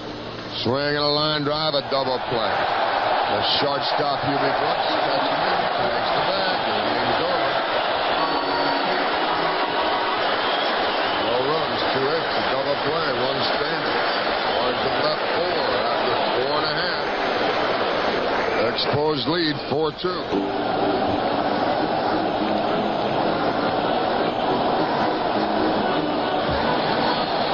Kenny Wilson, what's it going to take for this Cardinal club to get back on track? It seems that things aren't going their way at the moment. Can't get enough hits for some reason, and you kind of thought that 2-run homer by Willie McGee in the fourth inning might be the spark. But how many times do you say the most important inning is that inning coming back for a pitcher, and Joe McGrain came right back and gave up a 2-run homer to Vance Law in the bottom of the inning, and it really turned things around. The Cardinals not enjoying that spark or that hope for very long. I guess the hope tonight would be that Dennis Martinez, pitching for the first time this year on 3 days rest, might run out of gas. But you know, Mike, you look at that, Montreal has the best rested bullpen in the league right now. They've used Andy McGaffigan the last 2 nights. Joe Hesketh was the only reliever they used Sunday in Atlanta. So they've got Tim Burke and the rest of that crew as rested as can be for this game tonight. So you just don't know. Maybe you're better off with Dennis Martinez. Yeah, the bullpen has been one of the big strengths that Buck Rogers have had to rely on this season. Their bullpen has been outstanding. Well, the Cardinals bullpen now has the pitching chores. Scott Terry, a young man picked up from Cincinnati, and the Pat Perry trade will come in and work. He was in the ball game last night and worked effectively. So Whitey Herzog pulls his number out of the hat again here this evening. And he'll have the leadoff man, Tim Raines, to start with. He's probably the toughest man on this Montreal club. Let's take a look at that other baseball. As we go along here in Montreal's 5th inning. Fans here are turned on and they're rubbed up now. First pitch by Terry is high for a ball. Oakland beat Texas today 11-7. Seattle's playing at Cleveland tonight. Brantley's homered for Seattle, his 8th. Jacoby's hit his 26th for the Indians. They're in the bottom of the 5th. And Cleveland leads that ball game 4-3. Chicago's playing at Minnesota. They're in the bottom of the 4th. Reedus is homered for the White Sox, his 11th. Kirby Puckett has hit his 24th for the Twins. That comes in the 4th inning, and it ties the game now 1-1. Twins are still batting. Toronto's playing at Milwaukee, and it's a 1-1 tie after 1. 1-1 pitch to Mitch Webster's in for a strike. Bottom of the 6th inning at Shea Stadium. Phillies still lead behind Raleigh 2-0.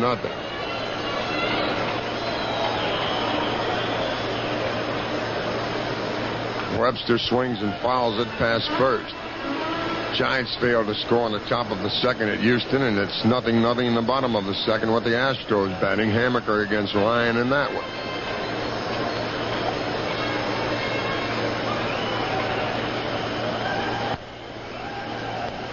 Here it's 4-2 Montreal, 5th inning. Nobody on, 1 out. And the pitch from Scott Terry. Ooh, it just missed inside. Evens the count 2 apiece. Mitch Webster's grounded to third, and he's reached on an error by the Cardinal third baseman. Redbirds on the first series of a 4-series road trip. Here, New York, Philadelphia, and Pittsburgh. Breaking ball outside, and it's a full count.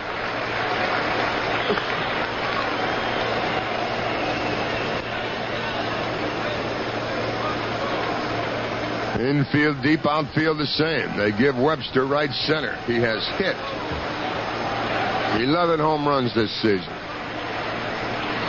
Scott Terry in relief of Joe McGrain gets his sign. Rocks back, goes to the windup. And here's the 3-2 offering. He walked. That's the first walk given to Montreal tonight. Thursday, September the 24th, we'll be taking on the Pittsburgh Pirates at Busch Stadium. And it's going to be cap night at the ballpark. First 40,000 fans with a paid admission will receive the traditional red mesh cap featuring the St. Louis logo.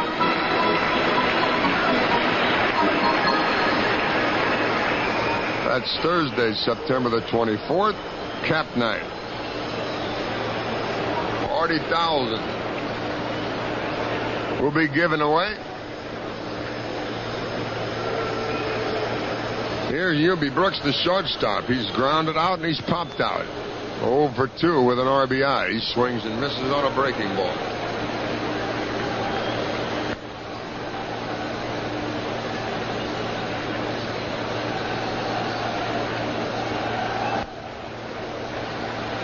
Darryl Strawberry has just hit a 2-run homer. And now it's Philadelphia 2, New York 2. They're in the 6th. Swinging a foul off to the right. Puts Ubi Brooks with an 0-2 count. So things haven't been too rosy for the Redbirds of late. Sometimes the news is not all that you'd like it to be. I was kind of thinking Shane Rawley had a shutout in that left arm tonight at Shea. He did for 5 innings. But Strawberry took care of that. His 33rd home run of the year, a 2-run shot. Here's a line shot foul into the seats off to the right. Comes back onto the field. Darryl Strawberry to 33 home runs rather quietly.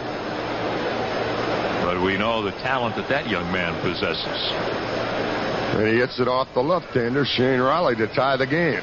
Here it's Montreal leading 4-2 on a home run by Vance Law after McGee tied it with a home run, a 2-run shot.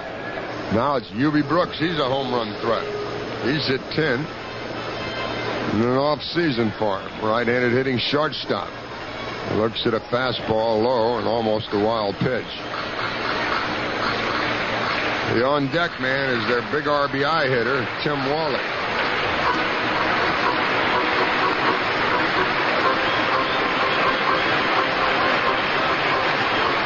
Big crowd, and they're alive and buzzing here at Olympic Stadium. Cardinals look for the double play ball. Throw to first. The runner Webster's back safely.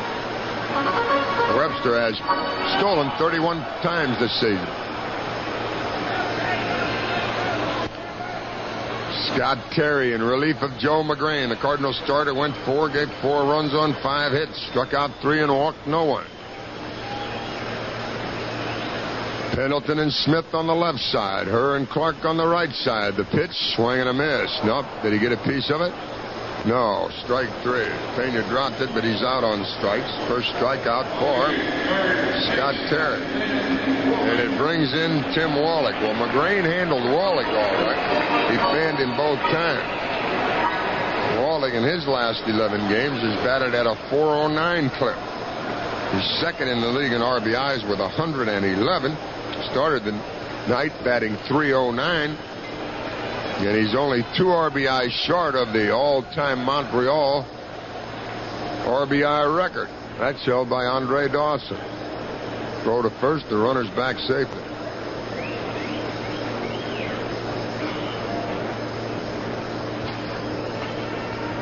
the Mets have scored again, and they've knocked out Shane Raleigh.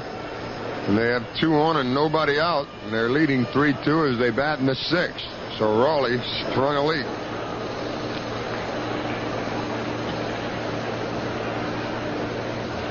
Bad combination going here.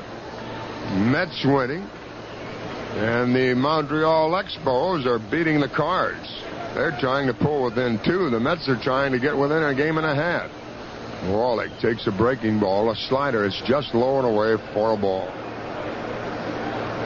The Redbirds can use the day off tomorrow if this thing holds up like it's going now.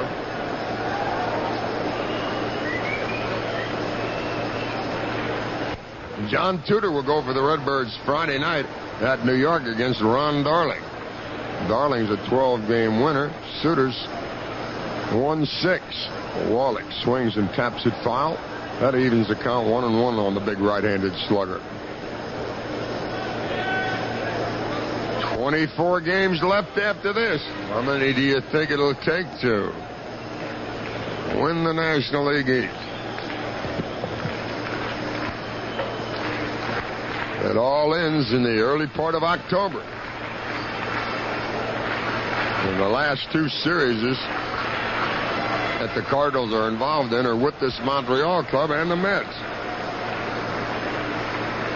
If I had tickets for that series or both, I'd certainly hang on to them. 1-1 pitch, way outside low. There'll be a hot time in the old town when Montreal comes into St. Louis, and then the Mets to end the season. Scott Terry in relief of Joe McGrain gets his sign and comes to the belt. He checks on the runner Webster at first and brings it home to Wallach. Swing and a ground ball, base hit to right as the runner was going. Webster goes to third with first and third with a Cardinal killer Galarraga. Wallach's first hit of the night. And for Montreal, that's their 6th base hit.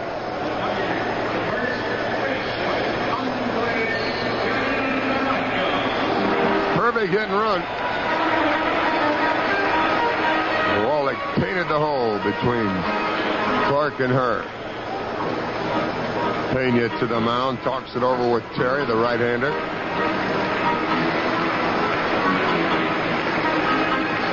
Montreal scored a run in the first. Strange led off with a triple. Galarraga got a double, and he scored leading off the second. Nichols singled with 1 out in the 4th and scored on a 2-run homer by Vance Law. A 1-out walk to Webster, and now a 2-out single by Wallach. Put runners at first and third for Galarraga. He has been a pain in the Cardinals' side, to say the least. Strong right-handed hitter. He's 1 for 2 with a double tonight. Swinging a foul as Scott Terry really jammed him with a fastball. Cardinals have been pitching him inside, but he's been murdering him. He's hitting 500 plus this season against Cardinal pitching. He's bothered some other people in the league, though. He's hit 12 home runs and has 80 RBIs this season while batting .318. They're deep, and they give him left center. Infield deep and straight away. 2 on, 2 out, and the pitch from the right-hander. Swinging another foul. This one into the Cardinal dugout, and he kept that ball right in on his hands also. Boy, 2 outstanding pitches. I think he's set up for that slider down and away at all. 2 fastballs in, really jamming them.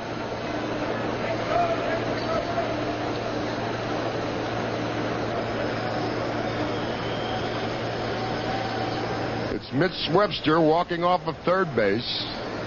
Tim Wallach leading from first with 2 out. The pitch comes to Galarraga. Swing and a high hopper to third. Tough play, good play, and now the third baseman. Pendleton drops the ball, and in comes Webster to score, and it's now 5-4. We'll have to wait and see how they scored. Most likely an error. Terry has a habit of catching that ball off to his left when he's coming in. side saddling the ball.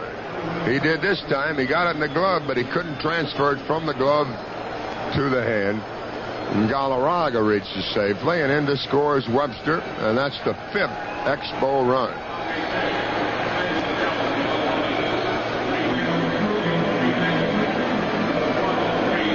They're going to give him a base hit and an RBI.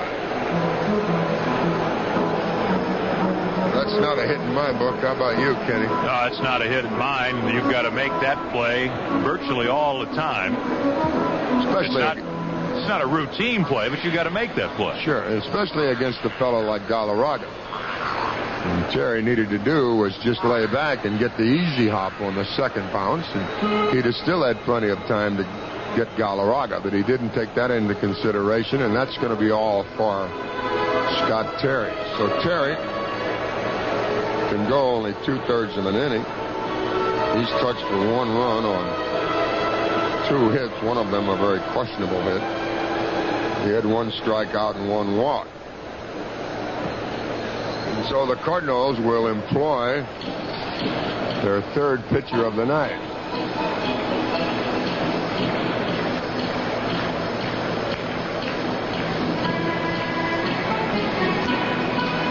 So the Redbirds make a pitching change. They bring in the left-hander, Rick Horton. Well, the Cardinals now have used 3 pitchers in this game, and if nothing else, assuming the Cardinals don't get back in this one and get a lead, which could well happen, Whitey Herzog is going to have a very well-rested Todd Worrell when he gets to Shea Stadium this weekend, because he hasn't had to use Worrell here. If we can only get to Worrell, right? Right. He'd like to use him, but there hasn't been that opportunity in Montreal. We saw Rick Horton in last night's game. He shut out the Expos in his inning of work. You'll recall he came in the 7th inning for starter Bob Force. The first man he faced, Jeff Reed, lifted a sacrifice fly that produced a run. The Expos won here Monday afternoon 9-2. Last night 4-1. And tonight the Expos lead the Eastern Division leading Cardinals 5-2. And this game is in the 5th inning. So there's a lot of time for the Cards to come back. Rick Horton, the veteran left-hander, comes in the game. He is 6-3, 7 saves, and an earned run average of 3.88. It'll be his 59th appearance of the season. We're going to pause for station identification. The Cardinals are at Olympique Stadium in Montreal, and they trail the Expos 5-2.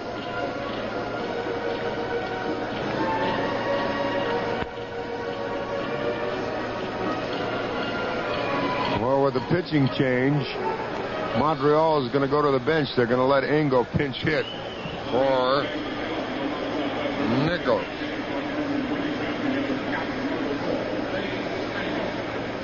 So Engel off the bench as a pinch hitter.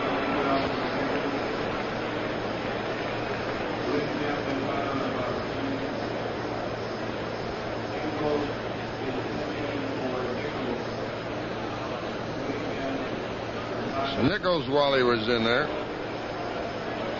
was 1 for 2 with a run scored. And it's Engel, the batter, right-handed hitting catcher, looks at it low for a ball. Engel has a batting average of .230, 1 home run, and 11 RBIs.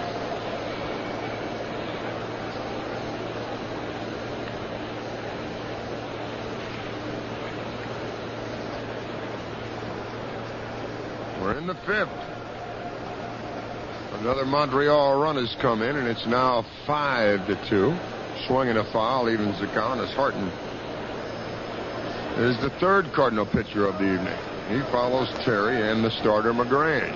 Joe could go only 4, gave 4 runs. Terry's been touched for a tally in 2/3. Although he could have gotten out of the inning. Here's a pickoff play at second. Just back in safely. There's Tim Wallach on a very close play. Very close. Well, the Cardinals are losing here 5-2 at New York. Another home run, this one by Mookie Wilson, his 8th of the year. It's a 3-run shot.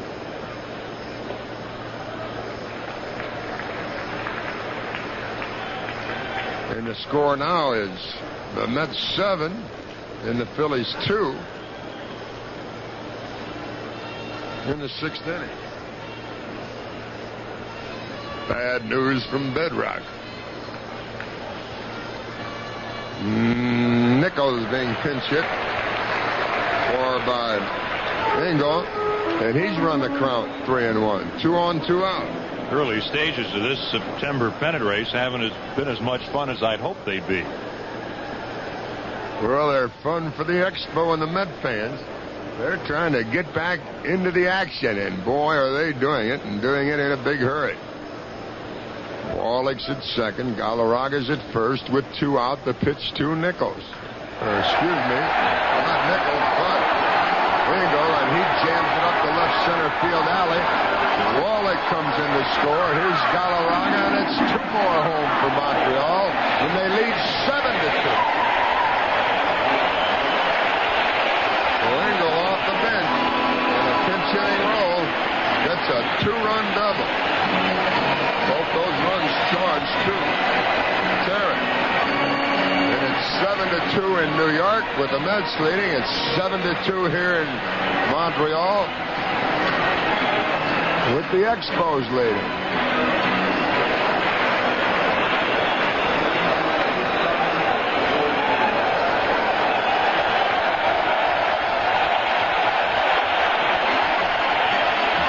And a pinch runner into the ball game. For Engel, his term of winning hands.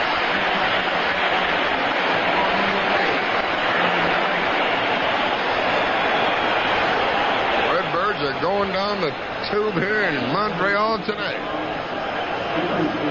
It brings in Vance Law. He's 2 for 2 with a single and a 2-run homer. Pitch to him is at the knees for a called strike 1.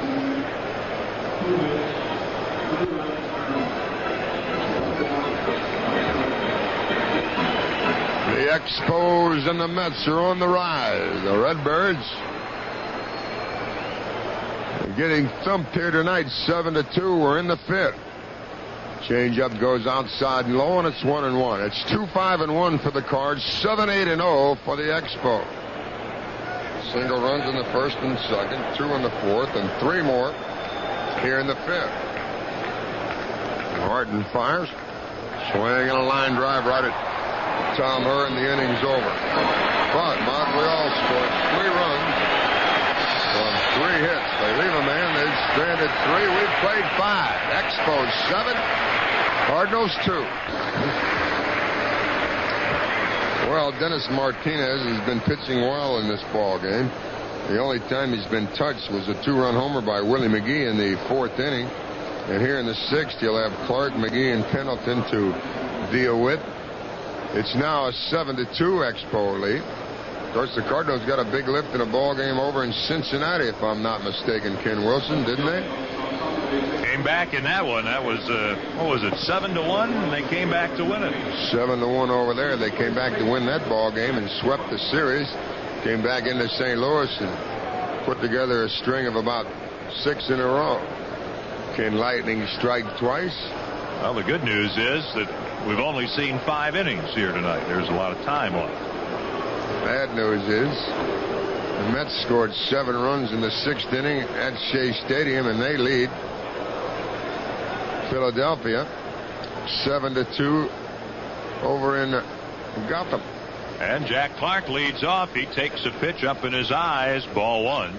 Dennis Martinez has walked Clark, given up a single. Jack swings and misses 1-1. To tell you how things are going for the Cardinals, Clark now has come to the plate 3 times tonight. All 3 times leading off an inning. He has the best on-base percentage in the league, but he doesn't get paid really to get on base. Outside 2-1. Clark, of course, has had an injury since the All-Star break, and his numbers have tailed off quite a bit. Here's a shot, 1 hop, now 2 hops to third. Wallach very deep, throws the tag, and Clark is out, an awkward slide, and he's injured. Jack Clark tried to hold up, tried to slide, and he is hurt between the coach's box and the bag in the first base area. Rich Hacker is there. Here's Gene Gieselman coming out. The throw from Wallach, and he was very deep at third, was towards the plate from first. Galarraga on the baseline taking the throw, and Clark had to change his momentum in his direction a bit and tumbles. He may have twisted his ankle. We'll get a look on the replay. He hammers an inside fastball to Wallach.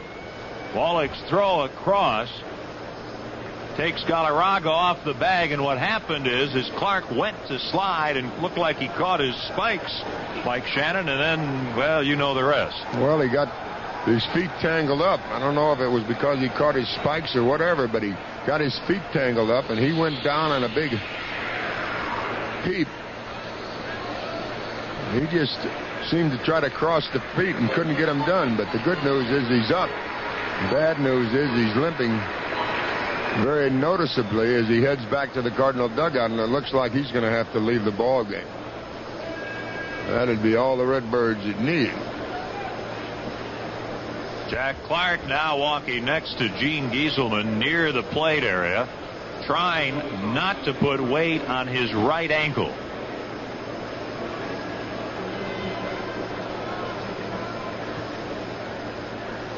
And it is a very dejected look across the face of Jack Clark as he approaches the runway back to the clubhouse near the third base dugout.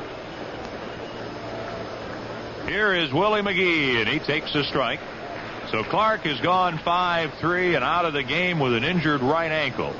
Willie McGee is last at bat.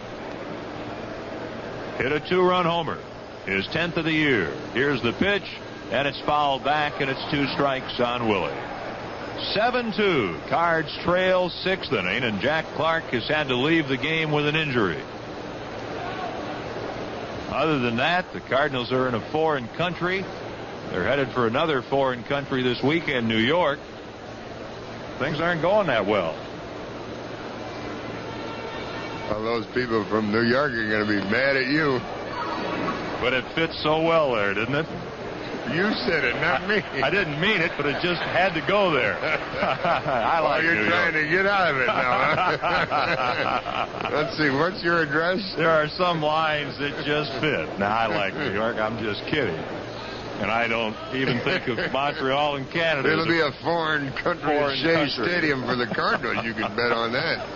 Out of play, a foul off third, and it's 2 strikes. My name is Sam Smith. 7-2. Cards trail 6th inning. Pendleton on deck. I wouldn't be walking through Brooklyn if I was you. Sometimes you just can't resist. Fastball low and inside. 1-2 on Willie McGee. I look good in the USA Today headlines. Quote by Ken Wilson. Or what is the name now? Sam. Just call me Sam. 1 out in the 6th inning. Martinez delivers the curve. Oh, he just misses, and it's 2-2 on Willie McGee. I like New York in the spring and in the fall. 8 hits for the Expos, 5 for the Cardinals, 7-2. Montreal trying to sweep the Redbirds here in Canada. Here's a curve, and it's tapped foul back of the plate, 2-2. Old Nathan Hale, huh? Well, they say a little humor goes a long way. Winningham is in center field now for the Expos here in the 6th inning after pinch running in the bottom of the 5th. After Engel delivered the 2-run double, pinch hitting for Nichols, the center fielder. Outside with a fastball. And Willie has worked the Expos starter, Dennis Martinez, to a 3-2 count. Martinez is pitching like he's got a tie ball game. He's trying to catch those corners. Has himself a 5-run lead. It's 7-2.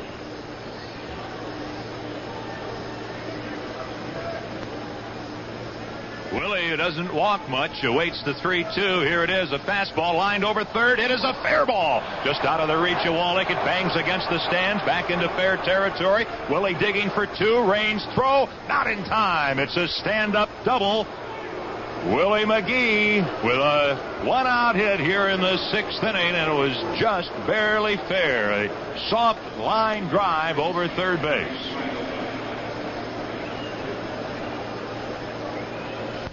And that'll bring up Terry Pendleton. He's been having a very tough time left-handed lately. He is hitting .272 from the left side. That's it.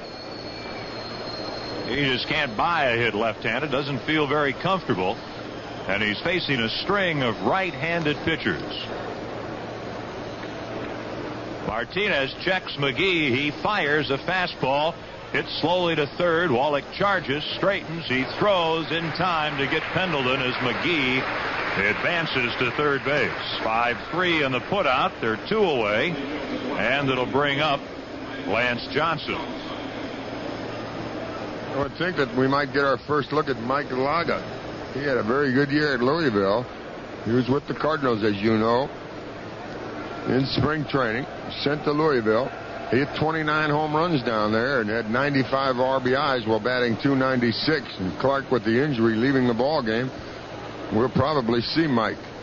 Here's a fastball to Lance Johnson. It's a strike. Johnson is 0 for 2. Of course, David Green came up today. Rod Booker, he pinch hit earlier, along with Laga and right-handed pitcher Randy O'Neal.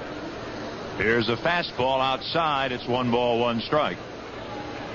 We have a lock on the Nicaraguan big leaguers here tonight. There are 2. The Cardinals' David Green and the Expos pitcher out in the middle of the diamond, Dennis Martinez. Here's a breaking pitch low and outside, and it is 1-2.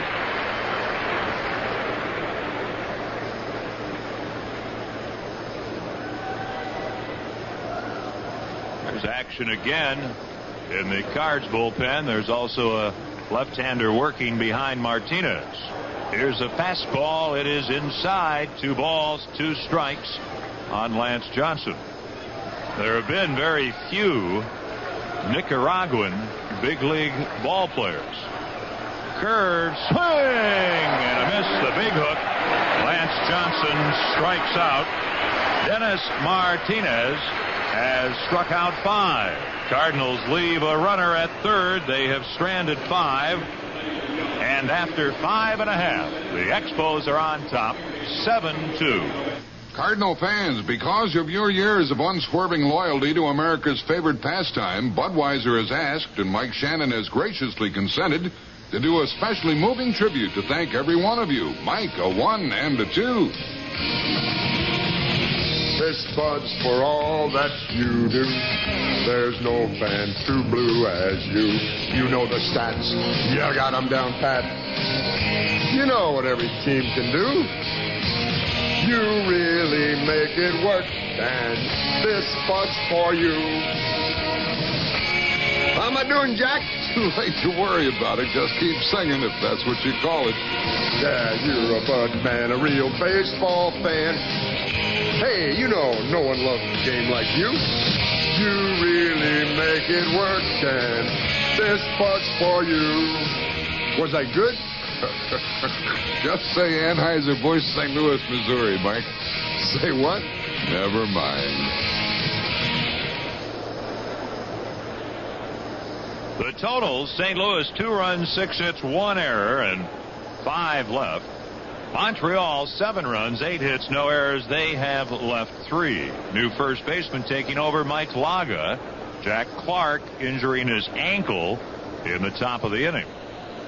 Thursday, October 1st, a first-time promotion coming up at the ballpark. It's the first ever T-shirt promotion held exclusively for the adult fans. The Cardinals meet the Expos Thursday night, October 1st, and the first 35,000 fans 16 and over with a paid admission will receive a free Cardinals T-shirt featuring the Birds on the Bat logo.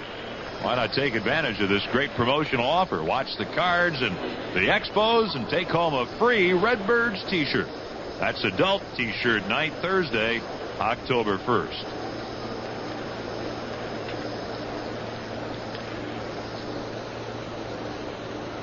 Rick Horton on the mound.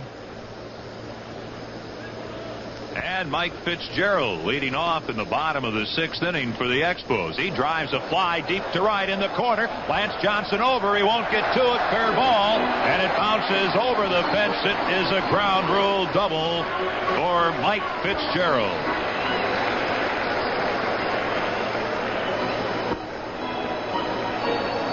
That's 9 hits now for the Expos.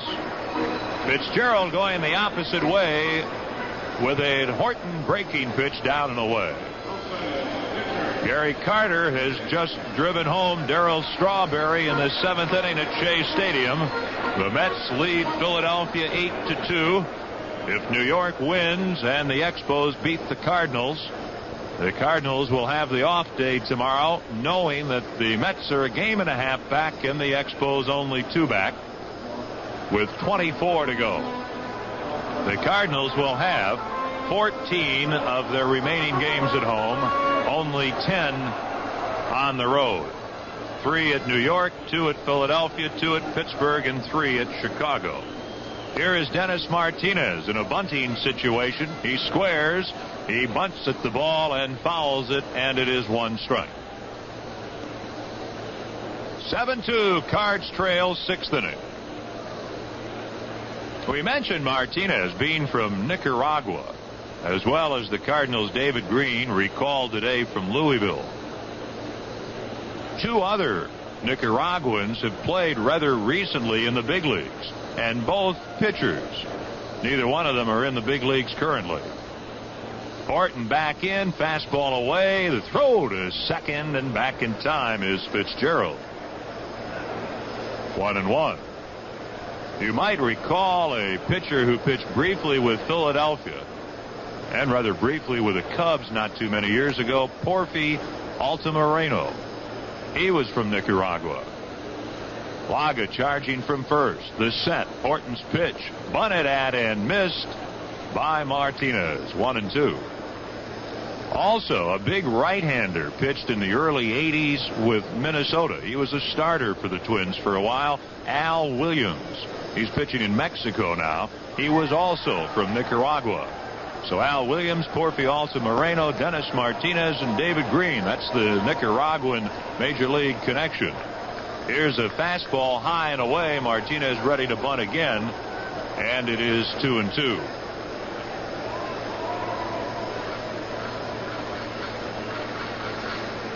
The report on Jack Clark: he has a sprained right ankle.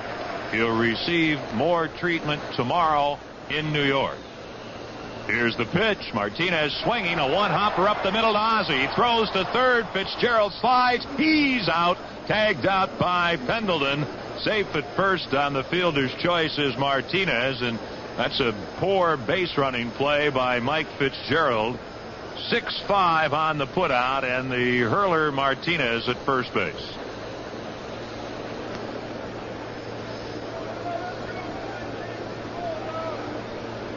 That report from the Cards clubhouse on Jack Clark, I guess you could say, is somewhat guarded. Not a wonderful report, but certainly not a bad report. It appears to just be a sprain of the right ankle. And we'll see what happens. It's nice to have a day off tomorrow. See if Clark will be able to respond to treatment and be ready to go in New York. Tim Raines, 1 for 3, led off the first with a triple and scored as Montreal got a quick start. Breaking pitch by Pena to the backstop, and the jacketed base runner Dennis Martinez gallops to second base.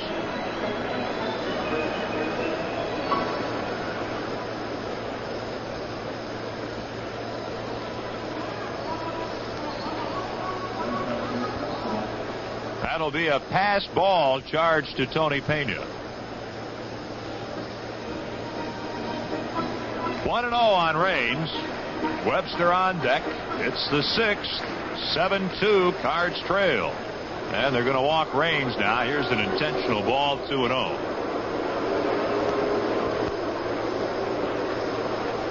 Horton's next one makes it 3-0.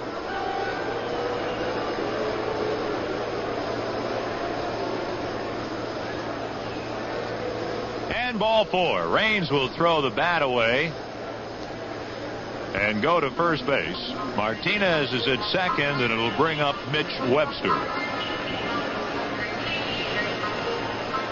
Well, the Cardinals could use the double play here. And I'll tell you, we mentioned that just before Clark got hurt, that things have been going so poorly that he let off in all 3 trips to the plate tonight. You realize how strong the Cardinals are defensively. They turn double plays like it's easy sometimes. But the Cardinals have not turned a double play in the last 42 innings. Here's the pitch. Webster rips one to left, deep down the line. It is going foul by about 12 or 14 feet. 1 strike. In fact, the last time the Cardinals turned a double play of any sort was last Friday night at Busch Stadium against San Diego. Here's the pitch, low and outside, 1-1.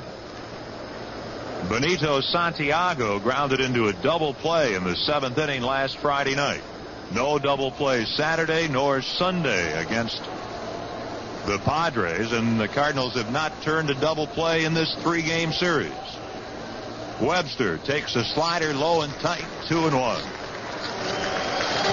That is a long time for this strong defensive team not to turn a double play. And we all know they've had some chances. They've got one here. Martinez at second, Raines at first, 1 out. Webster takes a sinker low, 3-1.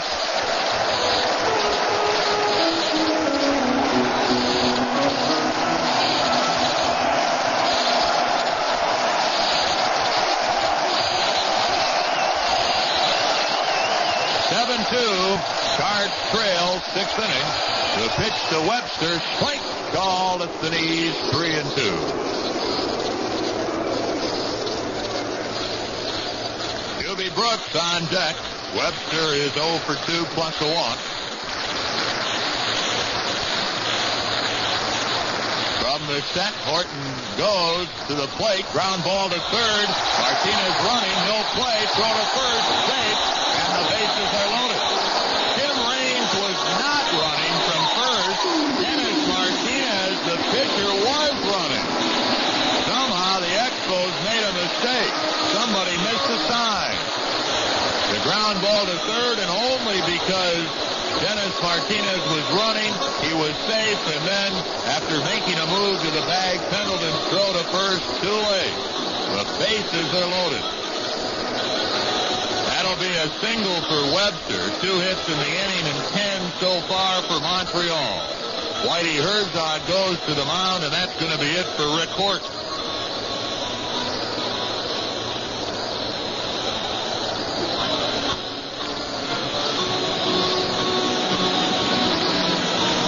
Already 7-2 Montreal. The Cardinals make a pitching change, and the new pitcher is right-hander Lee Tunnell. We have seen Joe McGrain, Scott Terry, Rick Horton, and now Lee Tunnell here tonight.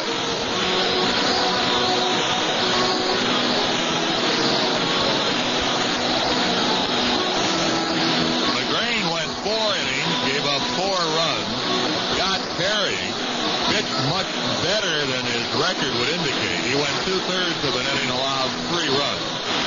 And Horton has pitched 2/3 of an inning without giving up a run.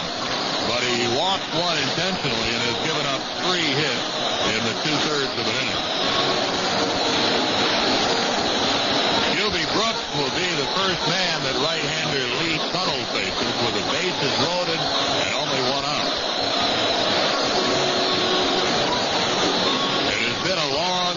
So Cardinals as the Expos go after their 5th straight victory.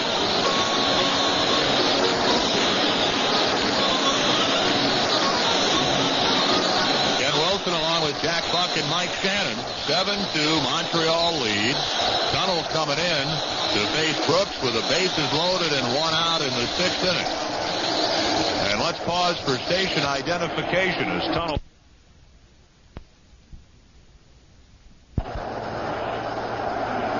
Lee Tunnel last pitched here Monday afternoon, and he gave up 1 hit, no runs in 2 innings of work. Tunnel, recently off the disabled list, is 4-3. In 25 games, he has an ERA of an even 5. While the Cards trail 7-2 in the 8th inning at Shea Stadium, the Mets lead Philadelphia 9-2. Hubie Brooks 0 for 3 with a 7-game hitting streak. Boy, do the Cardinals need that elusive double play here.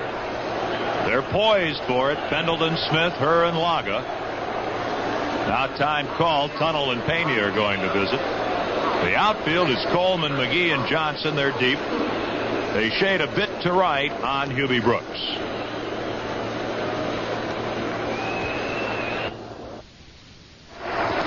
His first pitch to Brooks is a slow curve outside, ball 1. Montreal a run in the first, another in the second. McGee hit a 2-run homer in the 4th to tie it. Then in the 4th, the 2-run Vance Law homer gave it back to Montreal 4-2. They scored 3 in the 5th. They have the bases loaded here in the 6th. And this pitch is low, and it is 2-0. Only 1 out, nowhere to put Hubie Brooks.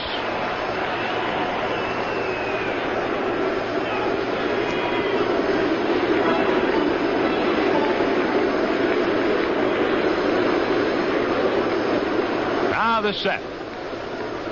Tunnel deals. Fastball strike over the outside corner at the knees. 2-1.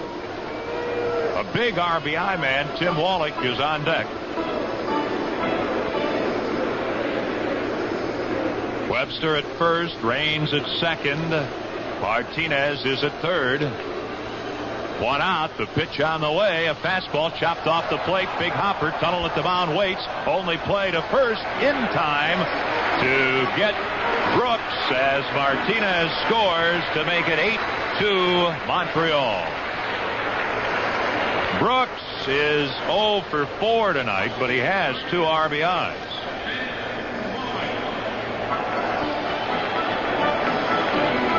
(1-3) on the putout. Scoring Martinez. Raines is at third. Webster occupies second base, and here is Wallach with 111 RBIs, second in the league. He takes low, ball 1.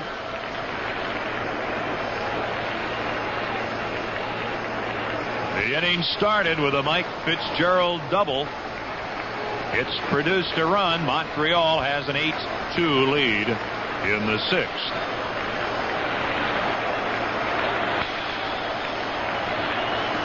Slow curve, and it grabs the outside corner. 1-1 on Wallach.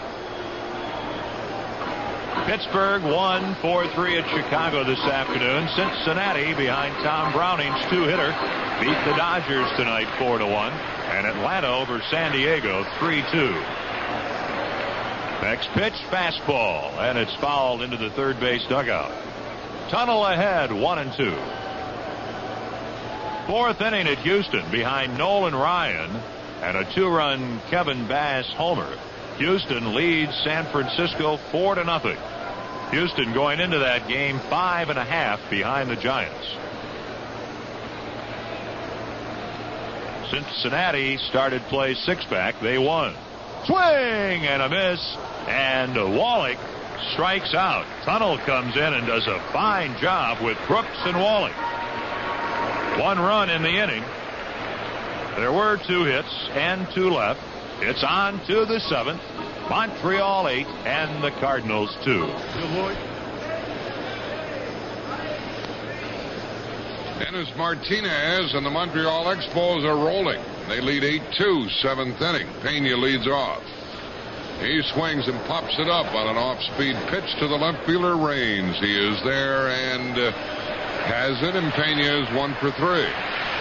John Morris will pinch hit for Tunnel, who pitched 2/3 of an inning. No runs, no hits, a strikeout, no walks. He did a good job.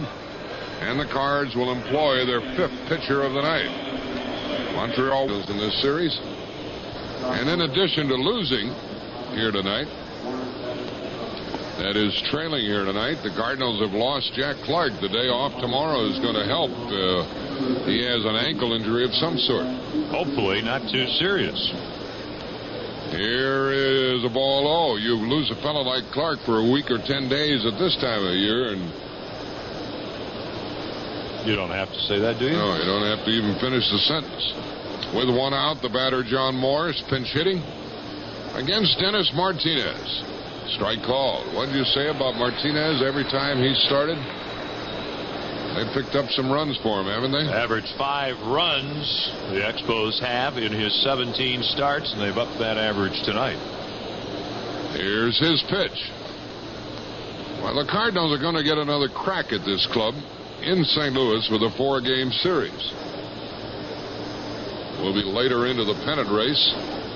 That's when they first come to town on September 29th. That's a Tuesday, and it's a night doubleheader. Morris lines a base hit in the left center. He's going to try for a couple here with 1 man out, and he will make it. A 2-base hit for John Morris. And that for the Cardinals is their 7th hit of the night. McGee has driven in the 2 runs with a homer. And right after he tied the game in the 4th inning, Vance Law put Montreal back on top with his 12th home run of the year. Out in the bullpen, Ken Daly is warming up. It's a situation where Whitey has to start getting Daly in there, and Worrell, they need some work. That's right. We've been behind in these games. They did work Sunday. So they might get an inning apiece here to stay sharp. Here is Coleman and fouling the ball that bounced up and hit him in the mouth. I think we ought to wave the white flag and head for the airport, or maybe just walk to New York to be even safer. Things aren't going that well. Boy, Coleman cracking that one on the ground and pops right up and socks him underneath the chin. Looked like a hook.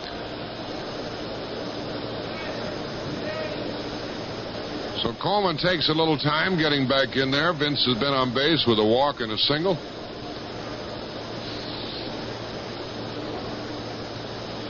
He took one right on the chin. After 2 periods, Canada in hockey leads the Czechoslovakians 3-2 as they try to go to the finals against the Russians. Some people fear that Canada might be overlooking Czechoslovakia, looking forward to the finals, and might get upset tonight. Here's a foul by Coleman, strike 2. That one year you did the Blues games in St. Louis. Now I know why you're an expert in hockey. Why is that? Well, you did that 1 year. 1 year, it makes me an expert? Qualifies you. Yeah. They did the minor league hockey before the Blues came into existence there as well. A couple of years. You could have gone over tonight and done those Czechoslovakian names for a period. Could say anything. Who knows? 0-2 the count. Check on the runner down at second. That's John Morris. And the curveball from Martinez is outside. Philadelphia is making a little run at him in the 8th inning. They've scored 3 times, but it's 9-5 New York. And the Mets have Orozco into the game, replacing Aguilera. Toronto's tied 1-1 in the 5th at Milwaukee. Coleman bounces it to the right side, to the first baseman, to the pitcher. Safe. He beat it out. Coleman outran Martinez to first base. Over to third goes Morris. Pittsburgh beat the Cubs today 4-3. Cincinnati at home.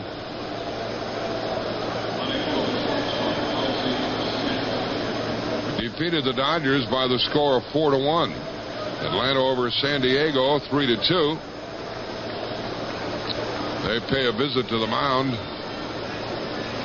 Talk it over with Martinez. New York's leading 9-5 in the 8th inning over the Phillies in Houston. Home run by Bass, and they lead San Francisco. They knocked out Hammaker 4-0 after 4. Getting really late for that Houston club, isn't it? I'll tell you, when you're not within 4, really at this point, you've got some tough sledding. If Houston could get that win tonight, be 4.5 back. Cincinnati would be 5 out. That's still a long, long trek. But as we know, we can all cite examples of seasons where stranger things have happened. Let's see if the Cardinals can keep this inning going. A 1-out double by Morris, an infield hit by Coleman, his second hit of the night. Cardinals have only been out hit 10-8, but they trail 8-2 here in the 7th. And Ozzie is 1 for 3. There's a throw to first. Coleman hasn't stolen any bases tonight. He has 97. Martinez checks him. Throws over there again. In the American League, Oakland beat Texas 11-7. Detroit won the first at Baltimore 7-4. Now they take the lead 2-0 in the 4th of the second game. Here's Martinez faking a throw to third. Boston batting in the bottom of the 7th. They lead the Yankees 3-2. Seattle's ahead 6-4 in the 7th at Cleveland. Chicago 1-1 after 7 in Minnesota. Another throw to first. Out! Coleman is picked off here. And now they call a balk. So now they call a balk, and the run will score, and the runner will go down to second base. Frank Pulley over at third base called the balk, and there's going to be an argument about that. Remember the last time we played here, Martinez picked a couple off, and the Cardinals insisted it was a balk move, and Frank Pulley called it, and that makes it 8-3. Well, Martinez, for one thing, Jack, always comes to the set very high. That time really did not even set, and also opens up that shoulder, makes a move with his shoulder. And if you're going to have a good move to first base, you're going to be right on the edge of a balk move, and he has a good move. He moved his right shoulder a little bit,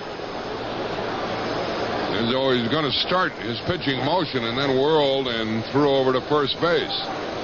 So Coleman was not picked off. He goes to second. John Morris scores, and it's 8-3. And we still await the first pitch to Ozzie Smith.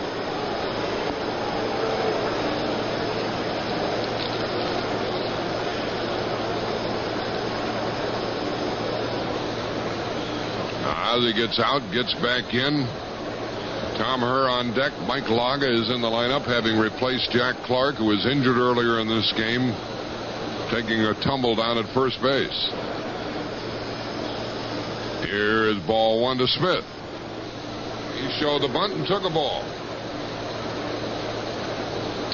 If you look at the hits, 10-8, you'd say, well, it's a close game, but it's not yet. It's 8-3. Here is the ball outside. How about that Galarraga, Ken? A little pop fly to right. Slow bouncer to third. It's been about the 5th time that he's hit that slow roller to third base.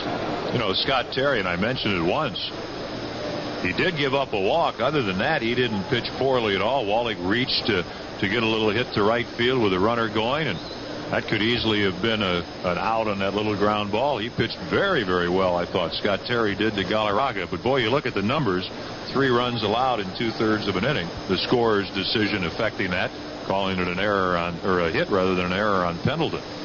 Here's the pitch to Ozzie. It's low. And then they were going to send up Winningham and have him play center field, and the Cardinals brought in Horton, so they sent up Dave Engel, who plays very little because he doesn't hit much, and he doubled home 2 runs. And they got another run in the 6th. So it could still be close, but it's not. Now a strike.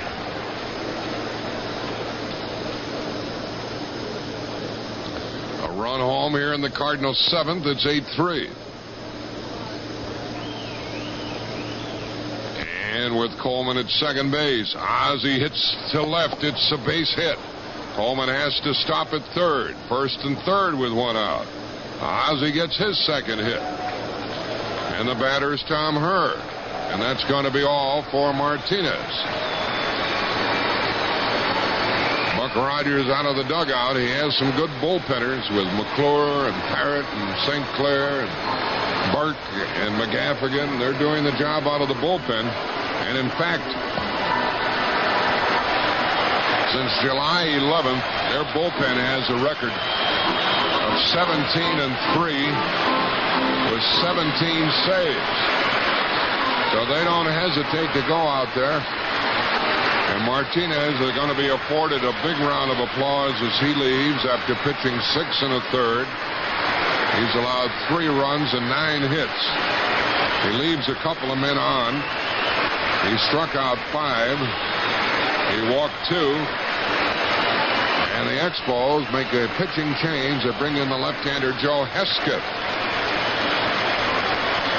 Hesketh coming back from injury. He has done a remarkable job. The Expos all talking about Hesketh, who had a serious arm ailment. Surgery, was not expected to do anything more in the '87 season than pitch at the A level. He has come all the way back to the big leagues, pitched very well, pitched in relief on Sunday in Atlanta. The hand is for Dennis Martinez, who races from the mound to the dugout. Boy, do the Expos score runs for Dennis Martinez. He leaves and could well earn his 9th victory of the year. He gets a standing ovation.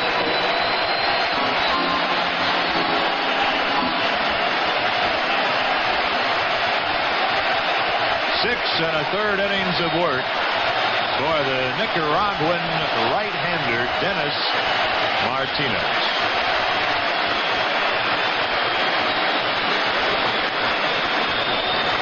Joe Hesketh is the left-hander from the Buffalo, New York area, who in '85 fractured his left shin in a plate collision with Mike Scioscia.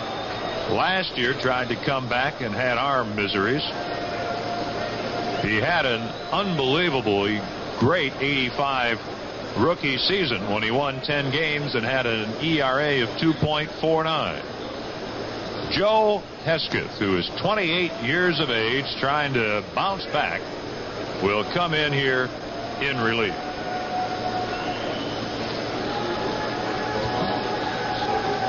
If you really want to see something new and exciting, you should drop by and see the all-new Chevy Corsica. That's Chevrolet's new sporty family car. Or stop by your Mid-America Chevy dealers and see the Beretta. That's Chevrolet's family sports car. Also, take a look at Chevy's full-size truck with a 350 engine. They're all wonderful to own. Stop by and see them at your Mid-America Chevy dealers. The reason they went to the left-hander, Hesketh, first of all, they have a switch hitter up here in Tommy Herr, first and third, one out. Then they have Mike Laga on deck. He is a left-handed batter. And the Cardinals might switch off there, but we'll see what Hesketh does in relief of Martinez. Cardinals want to keep this 7th inning going. The left-hander is ready. His pitch coming. Swing and a high pop fly on the infield, foul ball. Galarraga is there, has it for the out. 1 pitch, 1 out from the left-hander. There they call Laga back. He will not bat tonight. We're going to see David Green back into the big leagues again. David Green comes off the bench. He compiled some very impressive figures down there at Louisville. He was really showing a quick bat and pounding the ball in batting practice. Big league pressure should be no item at all for him. The last big league club he played for was San Francisco. Buck Rogers comes out, and they're going to talk about pitching to David Green. Yeah, at this stage of the year, Buck Rogers, looking at an 8-3 lead in the 7th inning, is certainly not taking anything for granted. You know, Whitey Herzog after the game talking about his club says, you know, we're just hot or we're cold. There's no in between. 85, we were hot offensively. 86, we were cold. First half in 87 here, we've been hot. Now we're cold. But all of a sudden, it just comes on like you're flipping a light switch, and you could explode, and this Cardinals club could come back and win this one yet. Didn't Rodgers manage Milwaukee when they had David Green in their organization? I would say that is very true. So it's first and third, 2 out, and Hesketh will pitch to David Green. A run is home. It's 8-3 Montreal. The pitch, swing, and a broken back ground ball right to the first baseman for the out. Hesketh made 2 pitches and got out of it. They shattered the bat on David Green. 1 run on 3 hits and 2 left for the Cardinals, who have left 7. It's 7th inning stretch time, and Montreal leads it 8-3. A little slow roller, and then left with 1 run in, and then Rick Horton gave up a 2-run double. And Montreal has scored in the 1st, 2nd, 4th, 5th, and 6th. So Daly is into the game to get a little work more than anything else. And first up will be Galarraga.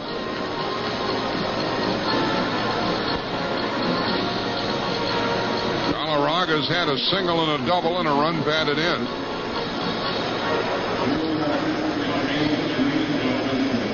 It's an open date tomorrow, and Friday night we're on the air at 6:20 dugout time, St. Louis time. John Tudor 6-2 against Ron Darling 12-8.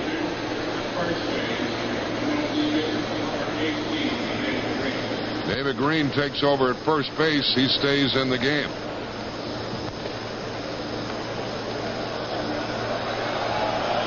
And he'll be batting in the number 4 spot. 2 pitches by Joe Hesketh out of the bullpen. It is still Paladin, Smith, Herr, and David Green.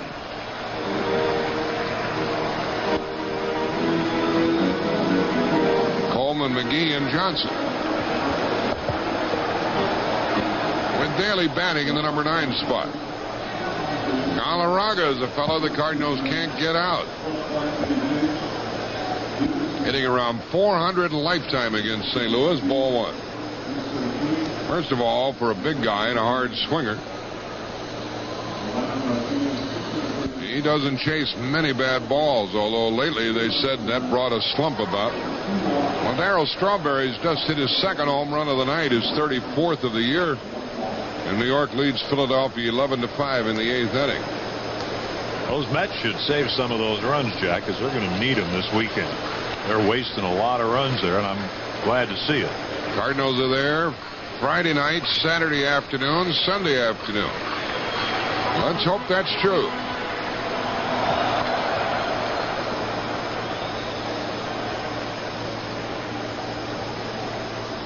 Winningham will be the next batter. 1 ball, 2 strikes. Daly delivers, and it's low.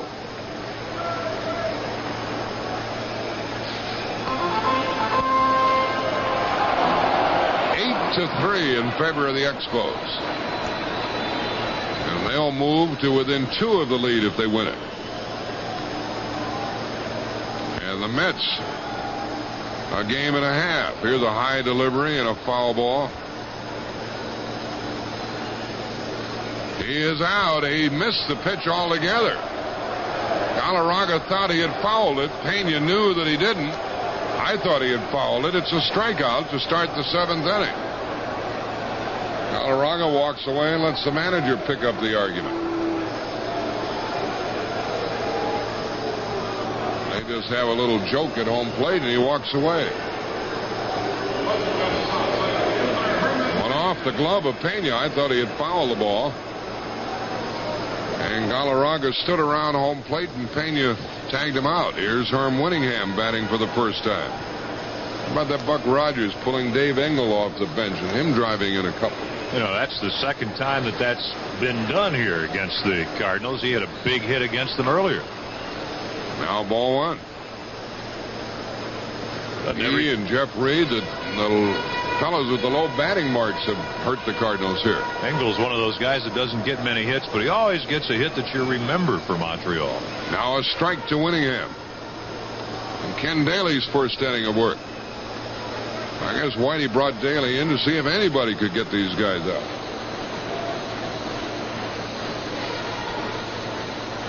Down and in ball 2. Cardinals have been out hit only by 1, 10-9. Cardinals have made the only error, and that did not enter into the scoring.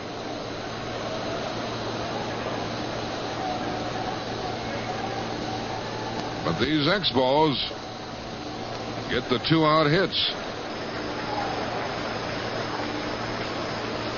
With 2 men out in the 5th, they scored 3 runs.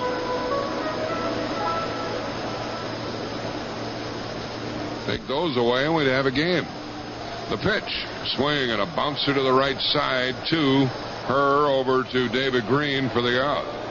Green playing first base. He played quite a bit in spring training one year for the Cardinals. First it was Clark. He was injured. He hurt his ankle. Have no idea how long he'll be out, if at all. The day off will help, and they'll treat that ankle. Then Laga was into the game, and then he was lifted for Green. The batter, Vance Law. We were talking earlier about what a story it would be if David Green could not only make a comeback, but help the Cardinals during the month of September. And now with Clark being shaken up tonight, the opportunity for that to happen might be more great than we had thought.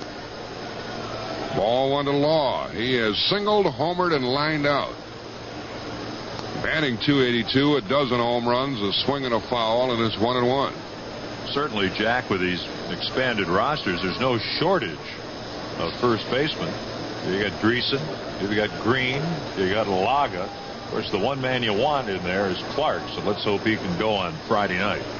Daly has retired the first 2 here in the 7th. 8-3, Montreal on top. They scored the first 2.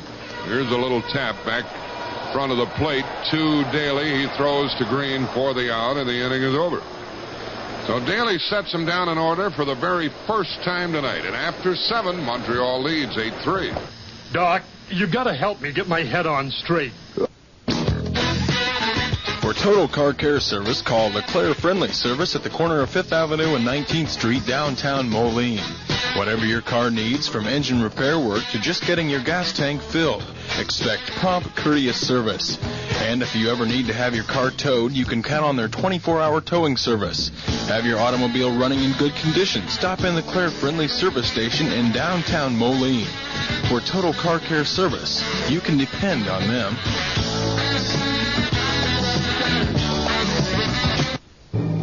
All right, why should you choose Northside Drug in downtown Geneseo? And what do you want in a drugstore? Well, first of all, you want druggists you know and trust. Second, you want fast service when it comes to your prescriptions and over-the-counter drugs. Third, you want nationally known brands. Fourth, savings. Northside Drug provides all of this and more. 2 well-known pharmacists to serve you, famous brands, a wide selection, and your total health in mind. Northside Drug, 201 North State, Geneseo's Prescription Center. When you have a lot of printing to be done that calls for typesetting, let the printing press in Moline do it. They do it right there. It's quicker and it's economical. If you need resumes to be printed or brochures, pamphlets, or business cards, the printing press in Moline is at your service. They have the latest state-of-the-art equipment guaranteed to give you professional printing services. And if you need Xerox copies in a hurry, they have a machine that puts out 90 copies a minute. For all your printing needs, see the printing press, 4519 23rd Avenue, Moline, or call 762-6854. Trail by 5. If you believe in sort of a world of magic and fun, you'll not only believe in, but you'll enjoy Adventure Island in Tampa. Boy, it's a lot of fun. You better like getting wet, though. It's open daily through the middle of the month, and then weekends through October. It's across the street from Busch Gardens. Adventure Island, a family-themed water park. Boy, they've got adventure at Adventure Island. If you'd like to find out more about this great little park, in Tampa, call 813-971-7978. That's Adventure Island. Call them for details and more information. 813-971-7978. You'll have fun when you're in Florida at Adventure Island. Willie McGee leads off against Joe Hesketh. Change is high, and it is ball one. Hesketh, in his 10th game,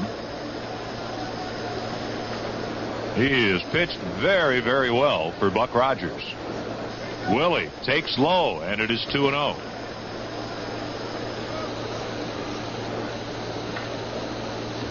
McGee is 2 for 3, a 2-run homer, his 10th. He has 96 RBIs. He's at the 290 mark. Still has a shot at hitting 300. To say nothing of 100 RBIs. He sprays a little blooping liner to right. It falls over the head of Galarraga into foul ground. Webster racing after it, and into second goes McGee with his 3rd extra base hit tonight. Willie leads off the 8th with an opposite field double. And the Cardinals now have equaled the Expos in hits at 10.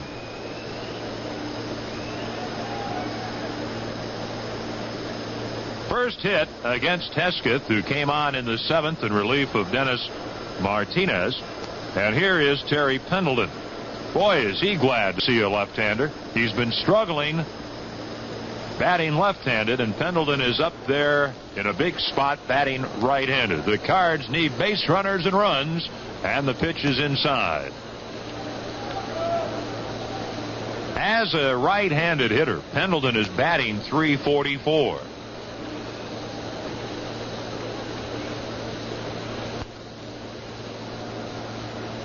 He's without a hit in the series.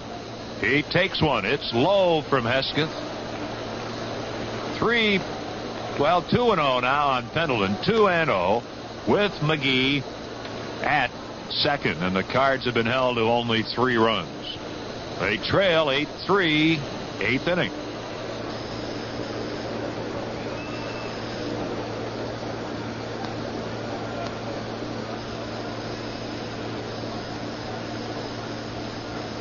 The pitch to Pendleton. Fastball high and away, 3-0.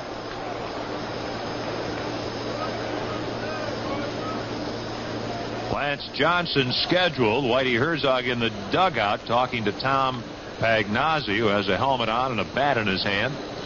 Hesketh delivers high and a walk to Pendleton. Now all of a sudden the Cardinals in the 8th have 2 on with nobody out. There's action aplenty in the Montreal bullpen. That's why that 7th inning hurt. Cardinals had a 1-out double by John Morris, a base hit by Coleman, a base hit by Smith. They had her up there, but he popped out. David Green, the pinch hitter, grounded out. The Cardinals left those 2. They've stranded 7, and they picked up a couple of runs there. This would be a little different, wouldn't it? It sure would. Now Jose Oquendo is going to be the pinch hitter. We know what he's done. Boy, he's been something. 10 for 20, 500 as a pinch hitter.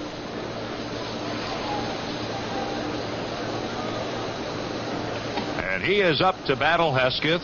McGee at second, Pendleton at first, nobody out in the 8th. Expos look for 2. Wallach rather shallow at third, swinging away. Oquendo fouls it out of play, 1 strike. In the bullpen, 2 right-handers, Randy St. Clair and Tim Burke. On the mound, Joe Hesketh.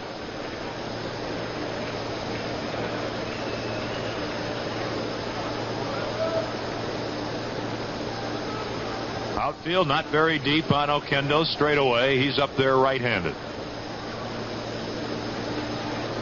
Jose looks at a fastball. It's a strike, and he's in the hole, 0-2.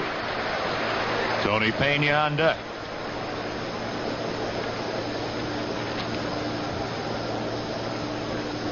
Oquendo undoubtedly will go in the bottom of the inning in right field. First, he'd like to get a hit. The pitch from Hesketh. Fastball fouled off to the right, out of play. This is the 10th game for Hesketh. He's on the comeback trail after numerous problems with his pitching arm. There's no wins, no losses, 1 save. 17 innings, only 13 hits, a couple of home runs. He was on his way to being a good one, Ken. Had that fine rookie year in '85. The left-hander from Buffalo, Joe Hesketh. His 2-strike serve is a fastball tapped foul off to the left, still 0-2. Raines, Winningham, and Webster, the outfield for Montreal. The infield, Wallach, Foley, Law, and Galarraga.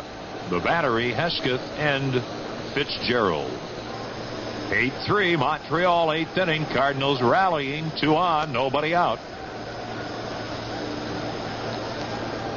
Hesketh back in. Fastball is high. Oquendo a half swing, and he checks it. They check with first base umpire Dana Demuth. 1-2.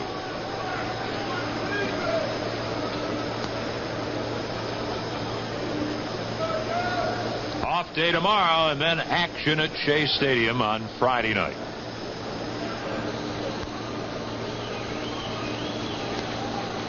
Oquendo on the 1-2, rips and pops it foul off first, giving chase Galarraga, but it's in the crowd, and it's still 1-2. Boy, what a battler Jose Oquendo is. Even when he makes an out, he usually makes the pitcher throw a lot of offerings.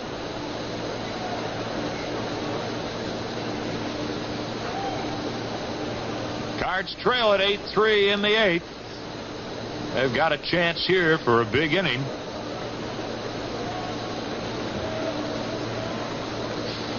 Hesketh sets. Here's his pitch. Swing and a miss. He strikes out Oquendo. Let's pause for station identification as Buck Rogers, the Expos skipper, heads out to the mound. This is the St. Louis Cardinals Baseball Network. CRC Collision Repair Center in Silvis, home of a laser beam alignment. They do it right. Collision Repair Center, downtown Silvis. See them soon. WGEN FM Geneseo. Buck Rogers out to the mound. He is going to make a change. He has 2 right-handers, St. Clair and Burke, ready in the bullpen. Here in the 8th, McGee a leadoff double. Pendleton a walk, and then Oquendo pinch hitting for Lance Johnson strikes out. It's an inning of work for Joe Hesketh, walking 1, striking out 1, and allowing a hit. Tony Pena is the Cardinal due to bat. And the crowd gives a nice hand to Joe Hesketh. Well, he bailed him out in the 7th inning. He made only 2 pitches. He got her and David Green with a couple of men on to end the inning. The Cardinals had scored a run and had a couple of men on, but nothing more came of that. And now the Expos make a pitching change, bring in the right-hander Tim Burke. They go with their best right here. Burke was just named the pitcher of the month for the month of August in the National League. And he hasn't lost any this year. He's 7-0 with 14 saves. And this is his 48th game. With it all, Ken, they really haven't worn this fellow out. He has an earned run average of 1.25. This is only his 48th game. McGaffigan has been in 58, and a lot of pitchers around the league have been in a heck of a lot more games than Tim Burke has. Worrell's been in 66 games. Dawley's been in 56. Horton's been in 59. So Burke should be strong down the stretch. Buck Rogers is noted for handling his pitchers well. He is a former big league catcher. And Tim Burke is very well rested as he comes into this particular game. He has not pitched in 4 or 5 days. Tim Burke, the 28-year-old right-hander from Omaha, will come on to face Tony Pena with 2 on and 1 out in the 8th, and the Cards trailing 8-3. Also moving into the on-deck circle is Dan Greason. And Burke has completed his warm-up pitches. Boy, this fella burst on the scene in 1985, and he started out 8-0 in his rookie year. He won 9. Last year, he also won 9. Each of his first 2 seasons, Burke's ERA under 3. Now this year, he's 7-0 with a minuscule earned run average of 1.25. Todd Worrell is in the bullpen, so if they live Daly, it'll be Worrell, and as Ken Wilson indicated earlier, Whitey Herzog wanted to get some work for both of those pitchers tonight. Tony Pena 1 for 3. Expos look for 2. Here's the pitch. Bounder, big hopper to the first baseman Galarraga. One play, and that is to the bag. He cuts down Pena. Burke gets Tony on one pitch. Over to third McGee. To second Pendleton. Mets beat Philadelphia 11-5. Cincinnati over the Dodgers 4-1. Pittsburgh won at Chicago 4-3. Atlanta at home defeated San Diego 3-2. And after 5 at Houston, the Astros 4, San Francisco 2. Dreesen is 1 for 6, and Dan, who has been in 5 games, will come up here as a pinch hitter for Ken Daly. Last night, Dreesen started at first base and went 0 for 3. Left-handed hitter, former Expo, wearing number 23. Runners at second and third, and 2 outs, and a high fastball to Dreesen. You know, we talked tonight about the return of David Green to the Cardinals. After travels to San Francisco, Montreal, and Houston, Dan Dreesen this summer almost returned to his former team, his original club, the Cincinnati Reds. Burke's pitch popped up, foul back of the plate, out of play, 1-1. You might recall a few months ago the Reds were talking about trading Nicky Saski to the Tigers for Dan Petrie. At the time, Bill Burgish, the GM of the Reds, called Dan Dreesen at his Cincinnati home. They got together and visited. A week went by. Dreesen agreed. He agreed to go to Nashville and play for a while to get in shape. That was the last call he got. Slider inside, and it's 2-1 on Dreesen. He called the Reds back and said, "Hey, I thought we'd agreed on everything. I'm going to go to Nashville." And they said, "Well, we're not going to change anything, so you better look elsewhere." And he went to Louisville and played for the Cardinals farm team. But he came just that close to being a Red again. Here he'd like to drive in a couple against Burke, whose pitch is on the way. It's a fastball tight, 3-1 on Dreesen, and Coleman on deck. First place Minnesota won their game on a home run by Tim Loudner in the 9th inning, 2-1 over Chicago, so they'll stay 3 ahead of Oakland. Oakland won their game today from Texas, 11-7. Dreesen pitch hitting for Daly. The pinch hitter up there, 3-1. McGee at third, Pendleton at second. Tim Burke deals inside with a changeup, a walk to Dan Dreesen, and the Cardinals have the bases loaded. With 2 outs in the 8th, they're down by 5. And here is Coleman, 2 for 3. He could make it a 1-run game.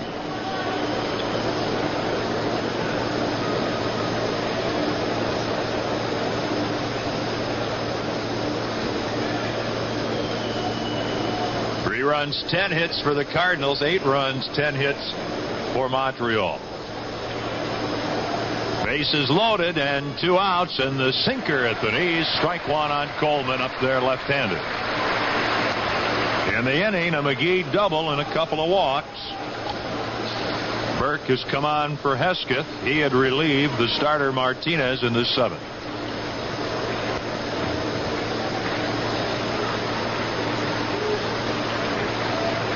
Burke checks the runners. He heaves it to the plate. A fastball grounded to short. Foley there.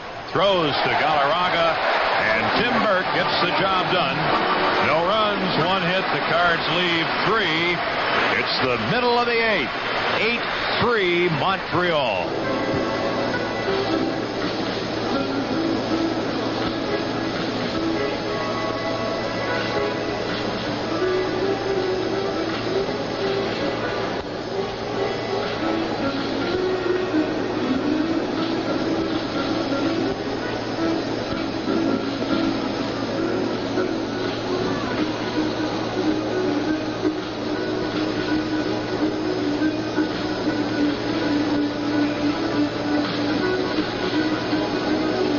Cardinals have 2 runs tonight on Willie McGee's 10th home run of the year. They have another run on a wild pitch.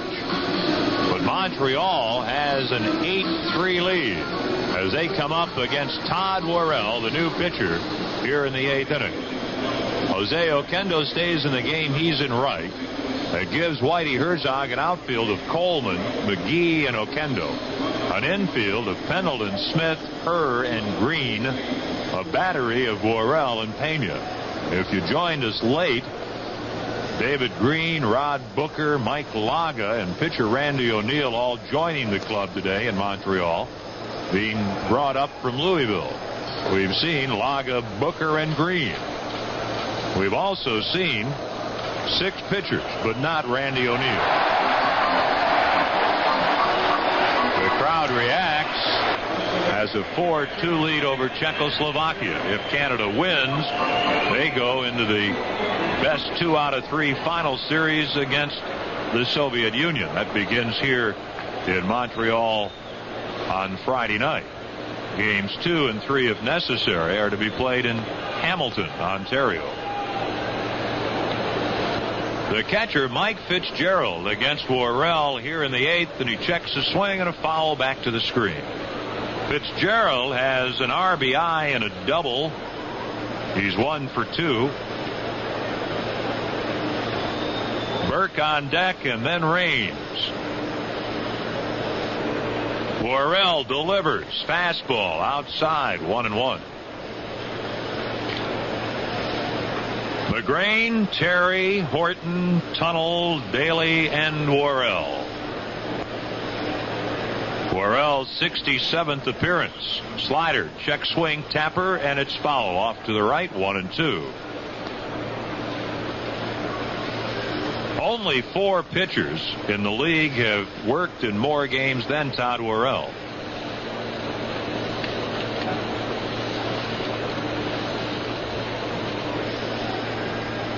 Friday night at Shea Stadium, John Tudor against Ron Darling. Saturday afternoon, Greg Matthews hooks up with Dwight Gooden. And Sunday afternoon, Danny Cox against David Cohn. Fastball, tap foul, back of the dish, 1-2. Then on to Philadelphia. Next Monday and Tuesday nights. Next Wednesday and Thursday nights, Pittsburgh. And then finally home against Chicago. Still 14 home games to go.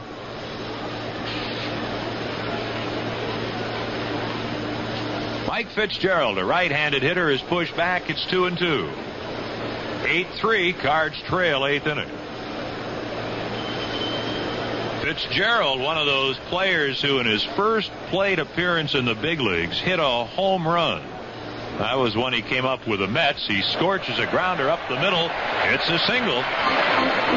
And Fitzgerald is 2 for 3.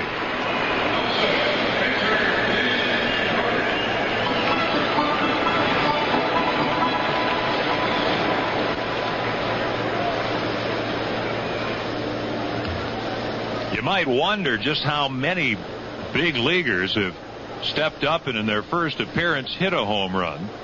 When Mike Fitzgerald did it against the Phillies' Tony Gelfi in 1983, he was only the 48th player to accomplish that feat.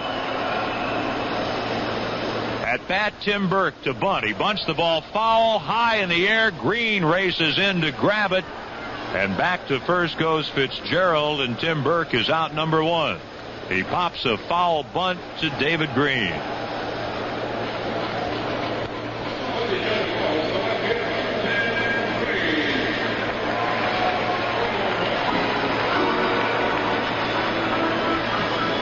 Fitzgerald at first with 1 out in the 8th, and up comes Tim Raines, 1 for 3 plus an intentional walk, facing Todd Worrell.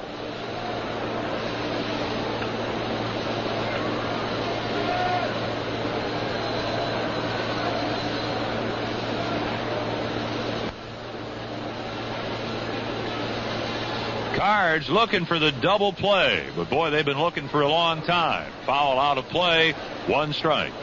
Raines as tough as they come to double up. The Cardinals have gone 43 straight innings without turning a double play. That's like an eternity for guys like Ozzie Smith and Tommy Herr.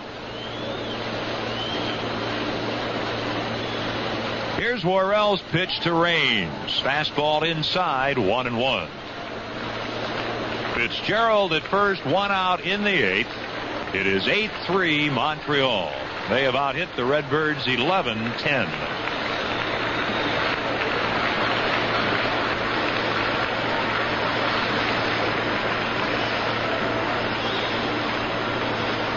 Raines on a change.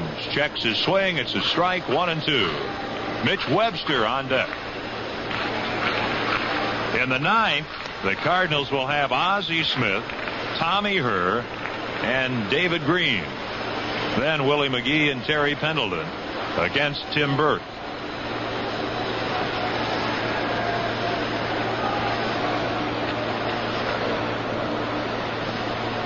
Raines loops one to shallow center. McGee coming in to make the catch.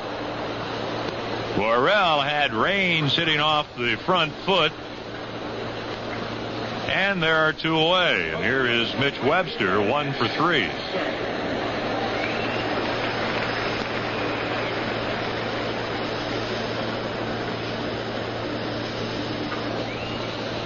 Born in Larned, Kansas, makes his home now in Great Bend, Kansas. Mitch Webster.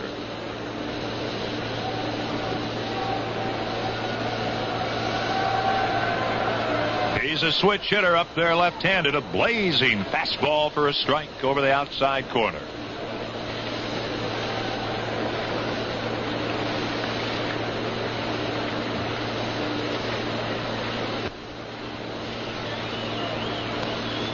The next one from Worrell. Another fastball, strike 2 on the outside corner.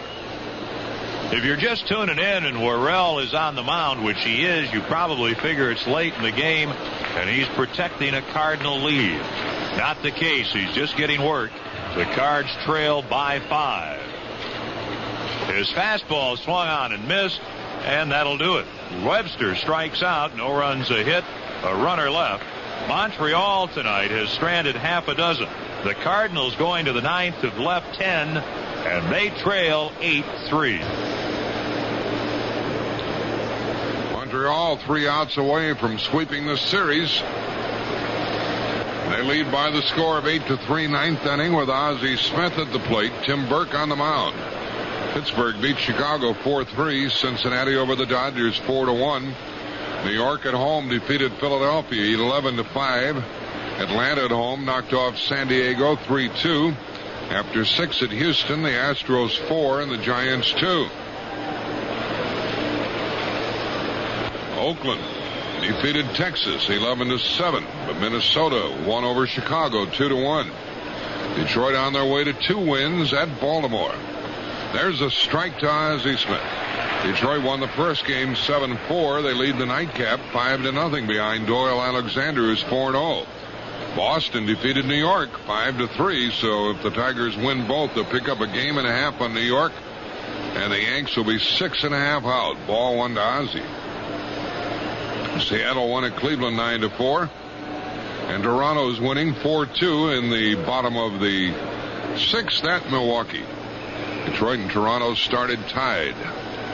Here's the pitch to Smith, and a ground ball foul as Ozzie tries for his 3rd hit of the night. Cardinals have left 10 in this game. They had the bases loaded in the 8th, left 2 men on in the 7th. Could be a lot closer. They've only been out hit 11-10. Each team has hit a home run. Law for Montreal, McGee for the Cardinals. But more timely hitting by the home club. Ball low, 2-2. Tim Burke is 7-0 with 14 saves. Undefeated. Montreal crowd trying to get a victory song started. Here's a fly ball into center, and that's going to be the 3rd hit of the night for Ozzie Smith. Smith singles to start the night. Now the hits are even at 11. Cardinals have had men on base in every inning except one. They've hit into a double play. Big item here earlier in the game when Jack Clark grounded out. He tried to dash around the first baseman, got his feet tangled, fell, hurt his ankle, had to leave the game. We don't know the prognosis, but he was limping perceptibly when he went into the dugout. Up now is Tommy Hurd, trying to get off a bad string. He's 0 for 4, and he hasn't had a hit in this entire 3-game series.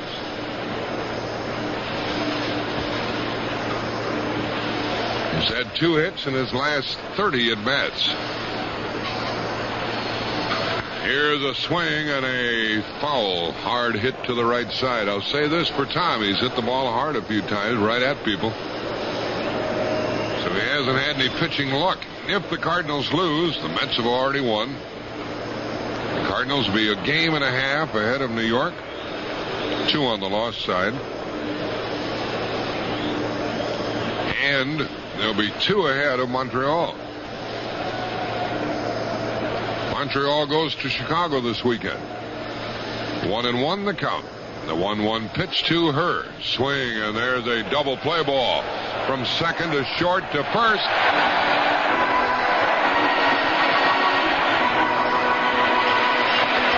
4-6-3 from Law to Foley onto first base. And that empties a lot of seats here. David Green will bat for the second time. He batted for Mike Lago, who had replaced Jack Clark, and Green, with a couple of men on, grounded out to first base. So he's looking for his first hit in the big leagues this year. He's just up with the Louisville contingent. Swing and a miss, strike 1. The winner will be Martinez. The loser will be McGrain if it stays like this. 8-3 Montreal, 9th inning. Here's another pitch. Swing and a ground ball to the left side. Wallach gets it and throws, and he is out. Now safe as the ball gets away. Green is safe as the ball gets away, and that might be a base hit. It is for David Green. Knowing that Green was running, Wallach had to get rid of it in a hurry. Threw it into the dirt. Galarraga had it for a moment. Then it oozed away from him. And that allows Willie McGee to bat for the 5th time tonight.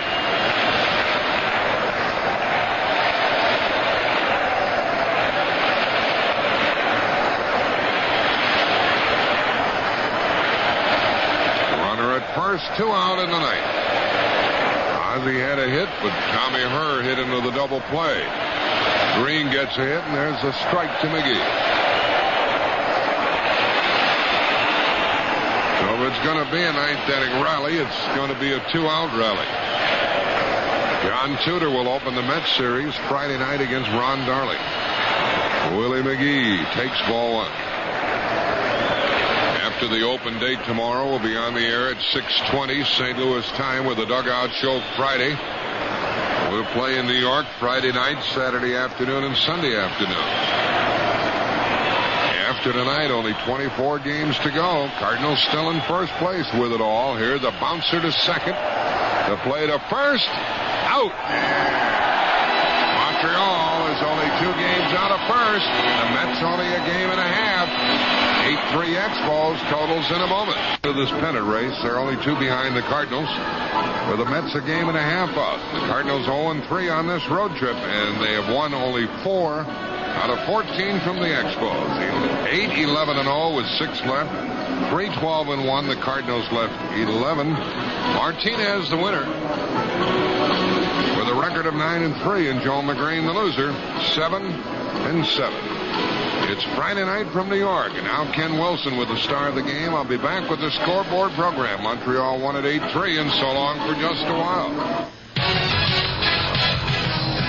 St. Louis Cardinals baseball has been brought to you by Anheuser-Busch Incorporated. Brewers of Busch, Budweiser, Bud Light, Michelob, Michelob Light, Natural Light, L.A., and King Cobra Malt Liquor. This game has been brought to you by Budweiser. Beechwood aged with that distinctively clean, crisp taste that makes Budweiser the king of beers. For all you do, this Bud's for you. By the Heartbeat of America, today's Chevrolet, who invites you to put yourself in an 87 Chevrolet and listen to your heartbeat. And by today's TWA, find out how good we really are.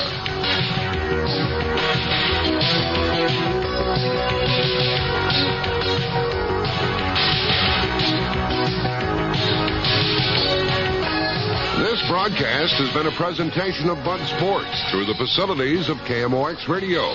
This is the Cardinals Baseball Network.